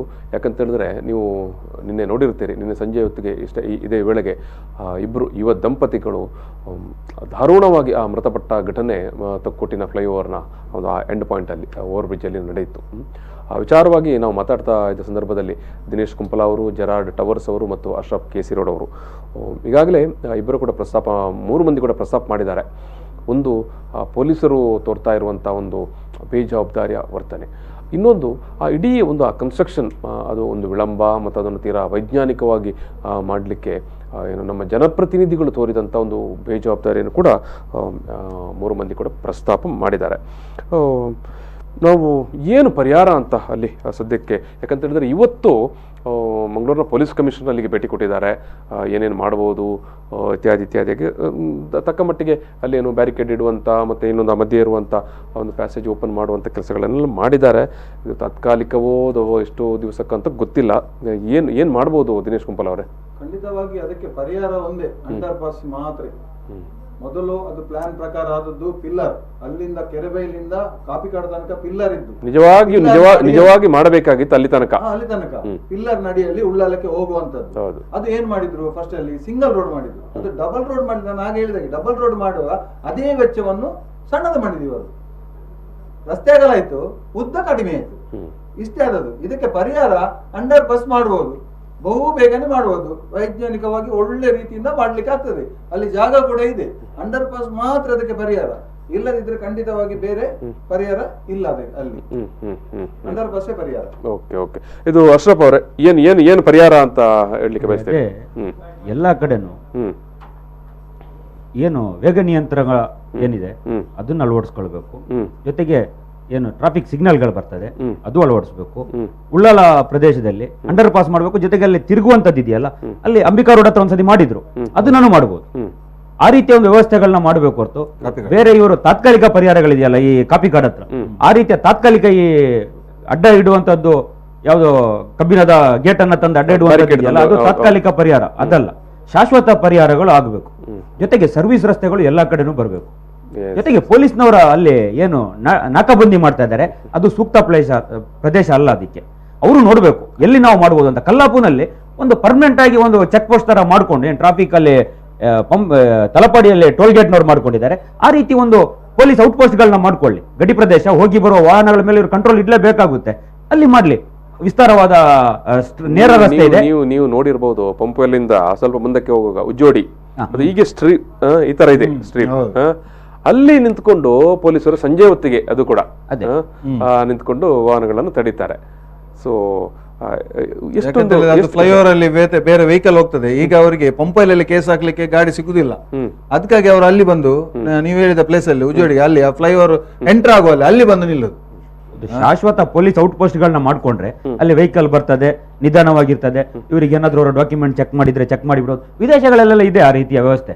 ಒಂದು ಪೊಲೀಸ್ ಚೆಕ್ ಪೋಸ್ಟ್ ಗಳು ಬೇಕು, ಒಂದು ಔಟ್ ಪೋಸ್ಟ್ ಗಳು ಬೇಕು. ಗಡಿ ಪ್ರದೇಶದಿಂದ ಪಾಸ್ ಆಗುವ ವಾಹನಗಳ ಮೇಲೆ ಕಣ್ಣೋಟ ಇರಲೇಬೇಕು. ಒಂದು ಸಿಸಿ ಕ್ಯಾಮರಾ ಇಟ್ಕೊಂಡು ಏನೋ ಆ ಕಡೆ ಈ ಕಡೆ ಏನಾದ್ರು ಮಾಡ್ಕೊಂಡು ಬಂದಿದ್ರೆ ಇಲ್ಲಿ ಸಿಗಾಕೊಳ್ಳುವಂತ ಪರಿಸ್ಥಿತಿ ಇದೆ. ಅದಕ್ಕೆ ಇವರ ಕಳ್ಳ ಪೊಲೀಸ್ ಆಟ ಅಲ್ಲ. ಇಲ್ಲಿ ಕೂತ್ಕೊಂಡು ದಿನೇಶ್ ಕುಂಪಲ್ ಅವರು ಹೇಳಿದ್ರಲ್ಲ, ಅಂಗಡಿಯ ಮರೆಯಲ್ಲಿ ನಿಂತ್ಕೊಂಡು ಅಡ್ಡ ಬಂದು ಹಿಡಿಯುವಂತದ್ದು, ಅಲ್ಲಿ ಎದುರುಬಿಟ್ಟು ಬೀಳುವಂತ ಅತಿ ಹೆಚ್ಚು ಅಪಘಾತಗಳು ಇವ್ರನ್ನ ನೋಡಿ ಎದುರುಬಿಟ್ಟು ಆಗಿದೆ. ಅಲ್ಲಿ ಒಂದಲ್ಲಿ ರಸ್ತೆ ಗುಂಡಿ ಬಿದ್ದಿದೆ, ಎರಡನೇದಾಗಿ ಪೊಲೀಸರು ಬರ್ಬೇಕಾದ್ರೆ ಸೈಡ್ ನಲ್ಲಿ ಔಚ್ಕೊಂಡು ಹೋಗುವಂತದ್ದು, ಅಲ್ಲಿ ಅವನು ಹೋಗಿ ಎಲ್ಲ ಒಂದು ಬಿದ್ದಿರ್ತಾನೆ. ಆ ರೀತಿನೂ ಆಗ್ತಾ ಇದೆ. ಬಗ್ಗೆ ಕಂಡಾಬಟ್ಟೆ ಕಂಪ್ಲೇಂಟ್ ಇದೆ ಫೋಟೋ ತೆಗೆಯೋದ್ರ ಬಗ್ಗೆ. ಯಾರನ್ನು ತೆಗಿತಾರ, ಯಾರ ಫೋಟೋ ತೆಗಿತಾರ, ನಂಬರ್ ಪ್ಲೇಟ್ ತೆಗಿತಾರ, ಯಾರ ಫೋಟೋ ತೆಗಿತಾರ ಗೊತ್ತಿಲ್ಲ. ಎಲ್ಲರ ಕೈಯಲ್ಲಿ ಫೋಟೋ ತೆಗೆಯೋದೆ. ಹೋಮ್ ಗಾರ್ಡ್ ಕೈಯಲ್ಲಿ ಕೂಡ ಫೋಟೋ ತೆಗೆಯೋದು. ಬೆಳಿಗ್ಗೆಯಿಂದ ಪ್ರಾರಂಭ ಫೋಟೋ ತೆಗಿಲಿಕ್ಕೆ. ಎಲ್ಲರೂ ಬ್ಯಾಗ್ ಅನ್ನು ಅಡ್ಡ ಇಟ್ಕೊಂಡು ಹೋಗುದು ಹೆಂಗಸರೆಲ್ಲ ಫೋಟೋ ತೆಗೆಯುವಾಗ. ಈ ರೀತಿಯ ಅವಸ್ಥೆ ಆಗ್ತಾ ಇದೆ. ಮೇಲಧಿಕಾರಿ ಅವರು ಬಂದು ಒಮ್ಮೆ ಇನ್ಸ್ಪೆಕ್ಷನ್ ಮಾಡಬೇಕು. ನೀವು ನಿಮ್ಮ ಸಂಘಟನೆಗಳಿಂದ ಕಮಿಷನರ್ಗೆ ದೂರು ಕೊಡಬಹುದಲ್ವಾ? ರಾಜನಾಥ್ ಸರ್, ಇದು ಕಂಪಲ್ ಅವರೇ, ನಂದೊಂದು ಸಲಹೆ ಅಶ್ರಫ್ ಸರ್ ಮತ್ತೆ ದಿನೇಶ್ ಸರ್ ನನ್ಗೆ ಫೋಟೋ ಕಳಿಸ್ಲಿ, ನಾನು ಮಿನಿ ವೀರಪ್ಪನ್ಗಳು ಅಂತೇಳಿ ದಿನ ಹಾಕ್ತೇನೆ ಫೇಸ್ಬುಕ್ ಅಲ್ಲಿ, ಆವಾಗ ಕಮಿಷನ್ ಅಲ್ಲಿ ಸತ್ಯ this is going to give a proof.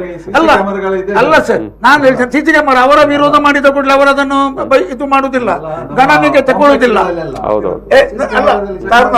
A third person a citizen has to do. ಈಗ ಏನಾಗ್ತದೆ, ಪೊಲೀಸ್ನವರ ಮೇಲೆ ಪೊಲೀಸ್ನವರಿಗೆ ಅಲ್ಲಿ ಅವರ ಕ್ಯಾಮರಾದಿಂದ ಹೋದರೆ ಅದರ ಬಗ್ಗೆ ಅವರು ಇದು ಗಣನೆಗೆ ತಗೊಳ್ಳಿಲ್ಲ, ಅವರನ್ನು ಬಿಟ್ಟು ಬಿಡ್ತಾರೆ. ನಾವು ಮಾಡಿದ ಕೂಡಲೇ ಏನಾಗ್ತದೆ, ಪ್ರೆಷರ್ ಬರ್ತದೆ. ಈಗ ನಾನು ಇನ್ನೊಂದು ಹೇಳ್ತೇನೆ ಸಲ ಏನ್ ಹೇಳಿದ್ದಾರೆ, ಇಡೀ ಉಡುಪಿ ಜಿಲ್ಲೆಯಿಂದ ನಮ್ಮ ದಕ್ಷಿಣ ಕನ್ನಡ ಜಿಲ್ಲೆ ಎಂಡ್ ತನಕ ಎಲ್ಲೆಲ್ಲ ಅಪಘಾತಗಳಾಗಿಯೇ ಆ ಎಲ್ಲ ಪೇರೆಂಟ್ಸ್ನವರು ತಮ್ಮ ಕಾರ್ಯಕ್ರಮಗಳನ್ನು ನೋಡಿ ಇವರ ಬೇಜವಾಬ್ದಾರಿತನ ಎಲ್ಲೆಲ್ಲ ಉಂಟು, ಈ ನವಯುಗ ಕಂಪನಿ ಆಗ್ಲಿ ಅದರ ಇಂಜಿನಿಯರ್ಸ್ ಆಗ್ಲಿ ಅವರ ಹೆಸರನ್ನು ಕೆಜಿಗೆ ಕೂಡಿಸಿ ಆಗ್ಲಿ ಆಡ್ ಮಾಡ್ಲಿ. ಕೋರ್ಟಿಗೆ 4-5 ವರ್ಷ ಹೋಗುವಾಗ ತನ್ನಷ್ಟಕ್ಕೆ ಜವಾಬ್ದಾರಿ ಬರ್ತದೆ ಇವರಿಗೆ. ನೋಡಿ, ಕನ್ನಡದಲ್ಲಿ ಗಾದೆ ಇದೆ, ಬಿಸಿ ಆಗದೆ ಭಾರತ ತಾರನಾಥ್ ಅವರೇ ವಿಶ್ವದಲ್ಲೇ ನಂಬರ್ 1 ಅಪಘಾತಗಳಲ್ಲಿ, ರಸ್ತೆ ಅಪಘಾತಗಳಲ್ಲಿ. ವರ್ಷಕ್ಕೆ 5 ಲಕ್ಷ ರಸ್ತೆ ಅಪಘಾತಗಳು ಭಾರತ ದೇಶದಲ್ಲಿ. ಅಂದ್ರೆ ಇದಕ್ಕೆ ಮೂಲ ಕಾರಣ ಅವೈಜ್ಞಾನಿಕ ರಸ್ತೆಗಳು. ಕೋವಿಡ್ ಅನ್ನು ಅಪಾಯಕಾರಿ ಅಂತ ಬಿಂಬಿಸಿದೆವು. ನಾನು ಇದನ್ನು ಪುನಃ ಸ್ಟ್ರೆಸ್ ಮಾಡಿ ಹೇಳ್ತೇನೆ, ಈ ಡಿಪಾರ್ಟ್ಮೆಂಟ್ ಗಳ ನೆಗ್ಲಿಜೆನ್ಸ್ ಅನ್ನು ಯಾವಾಗ ತನಕ FIR ಅಲ್ಲಿ ನಾವು ಸೇರಿಸುವುದಿಲ್ಲ ಅಲ್ಲಿ ತನಕ ತಪ್ಪುಗಳು ಮುಂದುವರಿಸಿಕೊಂಡು ಹೋಗ್ತದೆ. ನಾನು ಇದನ್ನು ಪ್ರಮಾಣ ಮಾಡಿ ಹೇಳ್ತೇನೆ, ಯಾವ ನೆಗ್ಲಿಜೆನ್ಸ್ ಕೆಬಿದು ಲೈಟ್ ಕಂಬ ಮಧ್ಯದಲ್ಲಿ ಇರ್ಲಿ ಎಲ್ಲಿ ಇರ್ಲಿ, IPS ಆಫೀಸರ್ ರೂಪಾರ್ ಅವರು ಹೇಳಿದ್ದಾರೆ, ಡಿಪಾರ್ಟ್ಮೆಂಟ್ ನವರ ನೆಗ್ಲಿಜೆನ್ಸ್ ಇದ್ದರೆ ಪೊಲೀಸ್ನವರು FIR ಅಲ್ಲಿ ಅವರ ಹೆಸರು ಸೇರಿಸಬೇಕು. FIR ಅಲ್ಲಿ ಡಿಪಾರ್ಟ್ಮೆಂಟ್ ಗಳ ತಪ್ಪುಗಳನ್ನು ನಾವು ಸೇರಿಸದಿದ್ದರೆ they are going to continue their mistakes and more people will die. ನಾನು ಹೇಳ್ತೇನೆ ಈಗ ಮಾಡಬೇಕಾದ್ರು ನಾವು. ಈಗ ಕರೆಕ್ಟ್, ನೀವು ಹೇಳಿದ್ದು ವಿಚಾರ ಕರೆಕ್ಟ್. ಈಗ ಅಂದ್ರೆ ಜನಪ್ರತಿನಿಧಿಗಳನ್ನು ಬಿಟ್ಟು ಬಿಡೋದು, ಅವರನ್ನು ಪ್ರಶ್ನೆ ಮಾಡ್ಲಿಕ್ಕಿಲ್ವಾ? ನೀವು ಕೇಳ್ತೀರಿ, ನವಯುಗದವ್ರನ್ನು ಕೇಳ್ತೀರಿ, ಆಯ್ತು. ಇವರು ನಮ್ಮ ಜನಪ್ರತಿನಿಧಿಗಳನ್ನು ಕಾನೂನು ಪ್ರಕಾರ ನಾವು ಲಾಯರ್ ಹತ್ರ ಕನ್ಸಲ್ಟ್ ಮಾಡಬೇಕಾಗ್ತದೆ. ನಾನು ಕಾರ್ಪೊರೇಟರ್ ಮೇಲೆ FIR ಹಾಕಿದವ, ನಾನು ML ಅಲ್ಲ MP ಅವರ ಮೇಲೆ ಕೂಡ ನಾನು FIR ನಾನು ಮಾಡ್ತೇನೆ. ನನಗೆ ಅಂತ ಸಂದರ್ಭ ಬಂದ್ರೆ ದೇವರ ಹಣೆಗೂ ನನ್ನ ಕಚೇರಿ ಸ್ಟೇಷನ್ ಅಲ್ಲಿ ಇದು FIR ಕಾಪಿ ನಾನು ಉಂಟು ಇಟ್ಟಿದ್ದೇನೆ ನನ್ನ ಆಫೀಸಲ್ಲಿ. ನೀವು ಜನಪ್ರತಿನಿಧಿಗಳ ಮೇಲೆ FIR ಹಾಕ್ಬೇಕಾಗಿಲ್ಲ, ಬೇರೆ ಕನಿಷ್ಠ ಒಂದು ಪ್ರತಿಭಟನೆ ಆಕ್ರೋಶವಾದ್ರೆ ತೋರಿಸಬೇಕಲ್ಲ. ಇದು ಅಶ್ರಫ್ ಅವರೇ, ಇಂತ ಒಂದು ಘಟನೆ ಆದಾಗ ಘಟನೆಗಳು ಇದೆ, ಫ್ಲೈಓವರ್ ವಿಷಯದಲ್ಲಿ ಆಗಿದೆ. ಈಗ ಮತ್ತೆ ಇಂಥ ಘಟನೆಗಳಾದಾಗ ಮತ್ತೆ ಜನ ಒಂದ್ ಸ್ವಲ್ಪ ಪ್ರತಿಭಟನೆಯ ಮಾತುಗಳನ್ನ ಆಡ್ತಾರೆ. ಕ್ರಮೇಣ ಇಂತಹ ಪ್ರತಿಭಟನೆಗಳಲ್ಲಿ ಜನರ ಪಾಲ್ಗೊಳ್ಳುವಿಕೆ ಎಷ್ಟು ಮಟ್ಟಿಗೆ ಇದೆ ಅಂತ ನಾವು ನೋಡಿದ್ದೇವೆ. ಎಷ್ಟು ಮಟ್ಟಿಗೆ ಜನ ಇಲ್ಲಿ ಇಂತಹ ಪ್ರತಿಭಟನೆಗಳಲ್ಲಿ ಪಾಲ್ಗೊಳ್ತಾರೆ ಅಂತ. ಜಿಲ್ಲೆಯ ಜನ ಇದಾರಲ್ಲ, ಇಂತಹ ಸಾಮಾಜಿಕ ಚಳುವಳಿಗಳಿಂದ ಬಹಳ ದೂರದಲ್ಲಿದ್ದಾರೆ, ದೂರ ನಿಂತು ನೋಡ್ತಾರೆ. ಇದು ಈ ಜನಪ್ರತಿನಿಧಿಗಳಿಗೆ, ಇಲ್ಲಿನ ದಪ್ಪ ಚರ್ಮದ ಅಧಿಕಾರಿಗಳಿಗೆ ಪ್ಲಸ್ ಪಾಯಿಂಟ್, ಅಡ್ವಾಂಟೇಜ್ ಇದೆ. ದಕ್ಷಿಣ ಕನ್ನಡ ಜಿಲ್ಲೆಯಲ್ಲಿ, ಉಡುಪಿ ಜಿಲ್ಲೆಯಲ್ಲಿ ಏನ್ ಮಾಡಿದ್ರು ನಡೀತೆ, ಇಲ್ಲೇ ಜನ ಮಾತಾಡೋದಿಲ್ಲ. ಇವರು ಬುದ್ಧಿವಂತರು, ಕೊನೆಗೆ ಬುದ್ಧಿವಂತರು ಮಾತಾಡ್ತಾರೆ. ಅದು ಅಧಿಕೃತ ಅನಧಿಕೃತ ಟೋಲ್ ಗೇಟ್, ಅದಕ್ಕೆ ಒಂದು ಎಷ್ಟು ಹೋರಾಟ ಮಾಡಿ ಆಯ್ತು. ಒಂದು 10 ದಿವಸ ಅಲ್ಲಿ ಉಪವಾಸ ಸತ್ಯಾಗ್ರಹ ಮಾಡಿ ಆಯ್ತು, ಏನೆಲ್ಲ ಮಾಡಿ 3 ತಿಂಗಳಿಗೊಮ್ಮೆ ರಿನೋಲ್ ಮಾಡ್ತಾ ಇದ್ದಾರೆ, 3 ತಿಂಗಳಿಗೊಮ್ಮೆ ರಿನೋಲ್ ಮಾಡ್ತಾ ಇದ್ದಾರೆ. ಅದರ ಕಿಕ್ ಬ್ಯಾಕ್ಸ್ ಉಂಟು ಸ್ವಾಮಿ. ಅವರ ಮಂತ್ಲಿ ಕಲೆಕ್ಷನ್ ಅಲ್ಲಿ ನಮ್ಮ ಆಗುವಾಗ ಈ ಟೋಲ್ ಗೇಟ್ ತೆಗಿತೇನಂತ DC ಅವರು ಹೇಳಿದ್ದಾರೆ, ಎಲ್ಲ ಅಧಿಕಾರಿಯವರು ಹೇಳಿದ್ದಾರೆ. ಆದ್ರೂ ಕೂಡ ಇಷ್ಟರವರೆಗೆ ಕೂಡ ಆ ಟೋಲ್ ಗೇಟ್ ಹೋಗ್ತಾ ಇಲ್ಲ. ಏನು ವಿಷಯ, ನಮ್ಮ ಈ ತಲಪಾಡಿಯ ಬಸ್ಸು ಆ ಟೋಲ್ ಗೇಟ್ ನಾಚೆ ಹೋಗ್ತಾ ಇಲ್ಲ ನಮ್ಮವರಿಗೆ. ದಿನೇಶ್ ಅವರೇ, ಇದೇ ಈ ತಲಪಾಡಿ ಬಸ್ಸಿನ ವಿಚಾರವನ್ನ ಮುಂದಿಟ್ಕೊಂಡು ಮೊನ್ನೆ ಒಂದು ಮನವಿಗೋಸ್ಕರ ಒಂದು ಆ ಭಾಗದ ಜನರನ್ನ ಸೇರಿಸ್ಕೊಂಡು 5 ಕಿಲೋಮೀಟರ್ ವ್ಯಾಪ್ತಿಯಲ್ಲಿ ಉಚಿತವಾಗಿ ಟೋಲ್ ರಹಿತವಾಗಿ ಬಿಡ್ತೇವೆ ಅಂತ ಹೇಳಿದ್ರು. ಅದನ್ನ ಈಗ ಖಾಲಿ KC ರೋಡ್ ತಲಪಾಡಿ ಗ್ರಾಮಕ್ಕೆ ಮಾತ್ರ ತಂದಿದ್ದಾರೆ. ಅಲ್ಲೇ ಪಕ್ಕದಲ್ಲೇ ಒಂದು 2 ಮೀಟರ್ ಹೋದ್ರೆ ಅಜ್ಜಿ ನಡ್ಕೆಲ್ಲ ಸಿಗ್ತದೆ, ಅದೆಲ್ಲ ಕೋಟೆಕಾರಿಗೆ ಬರ್ತದೆ. ಅವ್ರನ್ನೆಲ್ಲ ಸೇರಿಸಿ ಒಂದು ಮನವಿಯನ್ನ ಕೊಡ್ಲಿಕ್ಕೆ ಕರೆದಾಗ 20 ಜನನೂ ಇರ್ಲಿಲ್ಲ, ಬರ್ಲಿಲ್ಲ. ಆನಂತರ ಅಲ್ಲಿ ಹೋಗಿ ಟೋಲ್ 80 ರೂಪಾಯಿ ಕೇಳಿದಾಗ ಫೋನ್ ಮಾಡ್ತಾರೆ, ನನ್ನ ಹತ್ರ ಟೋಲ್ ಕೇಳ್ತಾ ಇದ್ದಾರೆ ಅಂತ. ಅವನ ಒಬ್ಬನ ಸಮಸ್ಯೆಗೆ ಮಾತ್ರ ನಾವು ಸ್ಪಂದನೆ ಮಾಡಬೇಕು. ಆತನೇ ಬನ್ನಿ ಸಾರ್ವಜನಿಕವಾಗಿ ನಾವೆಲ್ಲರೂ ಸೇರೋಣ ಅಂದ್ರೆ ಬರೋದಿಲ್ಲ. ಇದು ಈ ಒಂದು ಮನಸ್ಥಿತಿಯಿಂದ ಹೊರಬರದೆ ನಾವು ಕಾಲ್ಪನಿಕ ಸಮಸ್ಯೆಗಳಿದೆಯಲ್ಲ, ಧಾರ್ಮಿಕವಾದಂಥದ್ದು, ಗೋವು, ಬೇರೆ ಯಾವ್ದಾವುದೋ ಈ ಕೆಲಸಕ್ಕೆ ಬಾರದಂತ ಸಮಸ್ಯೆಗಳಿಗೆ ಮಾತ್ರ ಸ್ಪಂದಿಸ್ತಾ ಇದ್ದಾರೆ ಇಲ್ಲಿನ ಜನ ಹೊರತು. ಇವತ್ತು ನೀವು ನೋಡಿರ್ಬೋದು ಸೋಷಿಯಲ್ ಮೀಡಿಯಾದಲ್ಲಿ ಬೇಡದಿದ್ದಂತ ಒಂದು ವಿಚಾರವನ್ನು ತಗೊಂಡು ಮಾರ್ವಾಡಿ ಹಠವು ಅವು ಇವೆಲ್ಲ ಬೇಡದಾಗಿದ್ದುವಂಥದ್ದು, ಅವು ಮನುಷ್ಯತ್ವ ವಿರೋಧಿ ಚಳವಳಿ ಅವೆಲ್ಲ. ಕಲ್ಪನೆನೇ ಆ ಮನುಷ್ಯತ್ವ ವಿರೋಧಿಯಾದಂಥದ್ದು. ಯಾವುದೋ ಒಂದು ಸಮುದಾಯದ ಮೇಲೆ, ಯಾವುದೋ ಒಂದು ಜನಾಂಗದ ಮೇಲೆ ದ್ವೇಷ ಕಾರುವಂಥದ್ದು. ಇದಕ್ಕೆಲ್ಲ ಈ ಜಿಲ್ಲೆಯ ಜನ ಎಷ್ಟು ಜನ ಸ್ಪಂದಿಸ್ತಾರೆ ನೋಡಿ. ಸೋಷಿಯಲ್ ಮೀಡಿಯಾದಲ್ಲಿ ಚರ್ಚೆ, ರಾಜ್ಯ ಮಟ್ಟದ ಮಾಧ್ಯಮದಲ್ಲಿ ಚರ್ಚೆ. ಅದು ಅದೇ ಈ ನಿನ್ನೆ ಇಬ್ರು ಅಮಾಯಕರು ತೀರ್ಕೊಂಡ್ರಲ್ಲ, ಈ ಬಗ್ಗೆ ರಾಜ್ಯ ಮಟ್ಟದ ಮಾಧ್ಯಮಗಳಲ್ಲಿ ಯಾಕೆ ಚರ್ಚೆ ಆಗ್ಲಿಲ್ಲ? ಯಾಕಂದ್ರೆ ಈ ಜಿಲ್ಲೆಯ ಜನ ಅದಕ್ಕೆ ಅಷ್ಟು ದೊಡ್ಡ ಪ್ರತಿವಾದವನ್ನು ಒಡ್ಲಿಲ್ಲ. ಈ ಕಾರ್ಯಕ್ರಮ ನೋಡೋಣ ಇಲ್ಲಿನ ಶಾಸಕರು ಬಗ್ಗಲ್ವಾ ಅಂತ, ಸಂಸದರು ಬಗ್ಗಲ್ವಾ ಅಂತ ನೋಡೋಣ. ನನ್ನ ಈ ಕಾರ್ಯಕ್ರಮದಲ್ಲಿ ನಂದು ಒಂದು ಸಲಹೆ ಉಂಟು. ಈ ಟೋಲ್ಗಳ ಹೆಸರು ಟೋಲ್ ಅಂತೇಳಿ ತೆಗೆದು ಇದು ರಾಜಕೀಯದವರ ಕಾಣಿಕೆ ಡಬ್ಬಿ ಅಂತೇಳಿ ಅಥವಾ ಭಿಕ್ಷೆ ಪಾತ್ರೆ ಅಂತೇಳಿ ಮಾಡಿದರೆ ಒಳ್ಳೆ. ನೀವು ಭಿಕ್ಷೆ ಅಲ್ಲ, ನೀವೇನ್ ಹೇಳಿದ್ರು ಅವ್ರು ತಗೊಳ್ತಾರೆ, ತಗೊಳ್ಳಿ. ಅಷ್ಟು ಲಜ್ಜೆಗೆಟ್ಟಿದ್ದಾರೆ. ಇದನ್ನು ಅಪ್ರೂವ್ ಮಾಡಿಯೇ ಬಿಡುವ. ಯಾಕಂದ್ರೆ ಅನ್ಅಫಿಷಿಯಲ್ ಬೇಡ, ಲೆಟ್ ಇಟ್ ಬಿ ಒಫಿಷಿಯಲ್. ಇದು ಕಾಣುದಿಲ್ಲ ಸಂಸದರಿಗೆ ಒಫಿಷಿಯಲ್ ಅಂತ ಹೇಳಿ ಬಿಡು. ಇದಕ್ಕೇನು ನಮ್ದೊಂದು ಮಿನಿ ಬಸ್ 12 ಜನ ಇಟ್ಕೊಂಡು ಹೋಗುವಂತ ಒಂದು ತಲಪಾಡಿ ಬಾರ್ಡ್ರಿಗೆ ಆ ಕಡೆಯನ್ನು ಬಿಡುವ ಅಂತ ಹೇಳಿದ್ರೆ 200 ರೂಪಾಯಿ ಬೇಕು. ಇಲ್ಲಿ ರಸ್ತಾಪಘಾತದಲ್ಲಿ ಸತ್ತವನಿಗೆ ಅವನ ಜೀವಕ್ಕೆ ಬೆಲೆ ಇಲ್ಲ. ಧರ್ಮದ ಗಲಾಟೆಯಲ್ಲಿ ಸತ್ತವನ ಜೀವಕ್ಕೆ ಇಲ್ಲಿ ಬೆಲೆ ಇದೆ. ಆತ ಚುನಾವಣೆಯನ್ನು ಗೆಲ್ಲಿಸಬಲ್ಲ. ಇಲ್ಲಿ ಈ ಜಿಲ್ಲೆಯಲ್ಲಿ ಧರ್ಮದ ಕಾರಣಕ್ಕಾಗಿ ಒಬ್ಬ ಸತ್ತೋದ್ರೆ ಅವನು ಕಿಡಿಗೇಡಿಯಾಗಿರ್ಬೋದು, ಆತ ಚುನಾವಣೆಯನ್ನು ಗೆಲ್ಲಿಸಬಲ್ಲ. ಇಲ್ಲಿಂದ 8-10 ಶಾಸಕರುಗಳನ್ನ ಬೇಕಾದ್ರೂ ಗೆಲ್ಲಿಸ್ಕೊಂಡು ಹೋಗಬಲ್ಲ ತಾಕತ್ ಆತನಿಗೆ, ಆತನ ಒಂದು ಹೆಸರಿಗಿರುತ್ತದೆ. ಆದ್ರೆ ರಸ್ತೆ ಅಪಘಾತದಲ್ಲಿ ಎಲ್ಲ ಪಾರ್ಟಿಯ ಕಾರ್ಯಕರ್ತರು ಸತ್ತಿದ್ದಾರೆ, ಎಲ್ಲ ಜಾತಿ ಜನಾಂಗದವರು ಸತ್ತಿದ್ದಾರೆ. ಇವರು ಅವ್ರ ಬಗ್ಗೆ ಚಿಂತೆ ಮಾಡೋದಿಲ್ಲ. ಹಣ ಕೂಡ ಕೊಡ್ತಾರೆ ಅವರಿಗೆ. ಇವರಿಗೆ ಈಗ ನಿನ್ನೆ ಸತ್ತವರಿಗೆ ಯಾರು ಹಣ ಕೊಡ್ತಾರೆ? ಅಪಘಾತದಲ್ಲಿ ಸತ್ತವರಿಗೆ 1 ರೂಪಾಯಿನೂ ಸಿಗಲ್ಲ. ಕೂಡಲೇ ಸ್ಯಾಂಕ್ಷನ್ ಆಗ್ತದೆ. ಅದರಲ್ಲಿ ಗಲಾಟೆಯಲ್ಲಿ ಸತ್ತರೆ 10 ಲಕ್ಷ. ನಿನ್ನೆ ಮೃತಪಟ್ಟಂತ ಏನು ಅಮಾಯಕರಿದ್ದಾರೆ ಅಥವಾ ಒಂದು ಏನು ದಾರುಣ ಘಟನೆ ನೀವು ಹೇಳಿದಾಗೆ ಇನ್ನಾದ್ರೂ ಬಾಳಿ ಬದುಕಬೇಕಾದಂತ, ಹೌದು, ಎಷ್ಟು ವರ್ಷ ಬಾಳಿ ಬದುಕಬೇಕಾದ ಕನಸು, ನೂರಾರು ಕನಸುಗಳನ್ನು ಕಟ್ಟಿಕೊಂಡು ಹೋಗ್ತಾ ಏನು ಸಂಜೆ ಕೆಲಸ ಮುಗಿಸಿಕೊಂಡು ಹೋಗ್ತಾ ಇದ್ದ ಸಂದರ್ಭದಲ್ಲಿ ಒಂದು ಘಟನೆ ನಡೆದಿದೆ. ಏನು ಅಶ್ರಫ್ ಅವರು ಕೊನೆಯದಾಗಿ ಹೇಳಿದಾಗೆ ಅವರ ಬದುಕಿಗೆ ಆಯ್ತು, ಪ್ರಾಣ ತ್ಯಾಗ ಆಯ್ತಲ್ಲ, ಅವರ ಒಂದು ಪ್ರಾಣ ತ್ಯಾಗಕ್ಕಾದರೂ ಒಂದು ಕನಿಷ್ಠ ಏನು ಗೌರವ ಸೂಚಕವಾಗಿ ಆದರೂ ಆ ಪರಿಸರದ ಜನ ತಮ್ಮ ಜನಪ್ರತಿನಿಧಿಗಳನ್ನು ನಿಲ್ಲಿಸಿ ಕೇಳಲಿ, ಮುಂದಕ್ಕಾದರೂ ಏನಾದರೂ ಒಂದು ಒಳ್ಳೆಯ ರೀತಿಯಲ್ಲಿ ವ್ಯವಸ್ಥೆ ಆಗಲಿ ಅನ್ನುವಂಥ.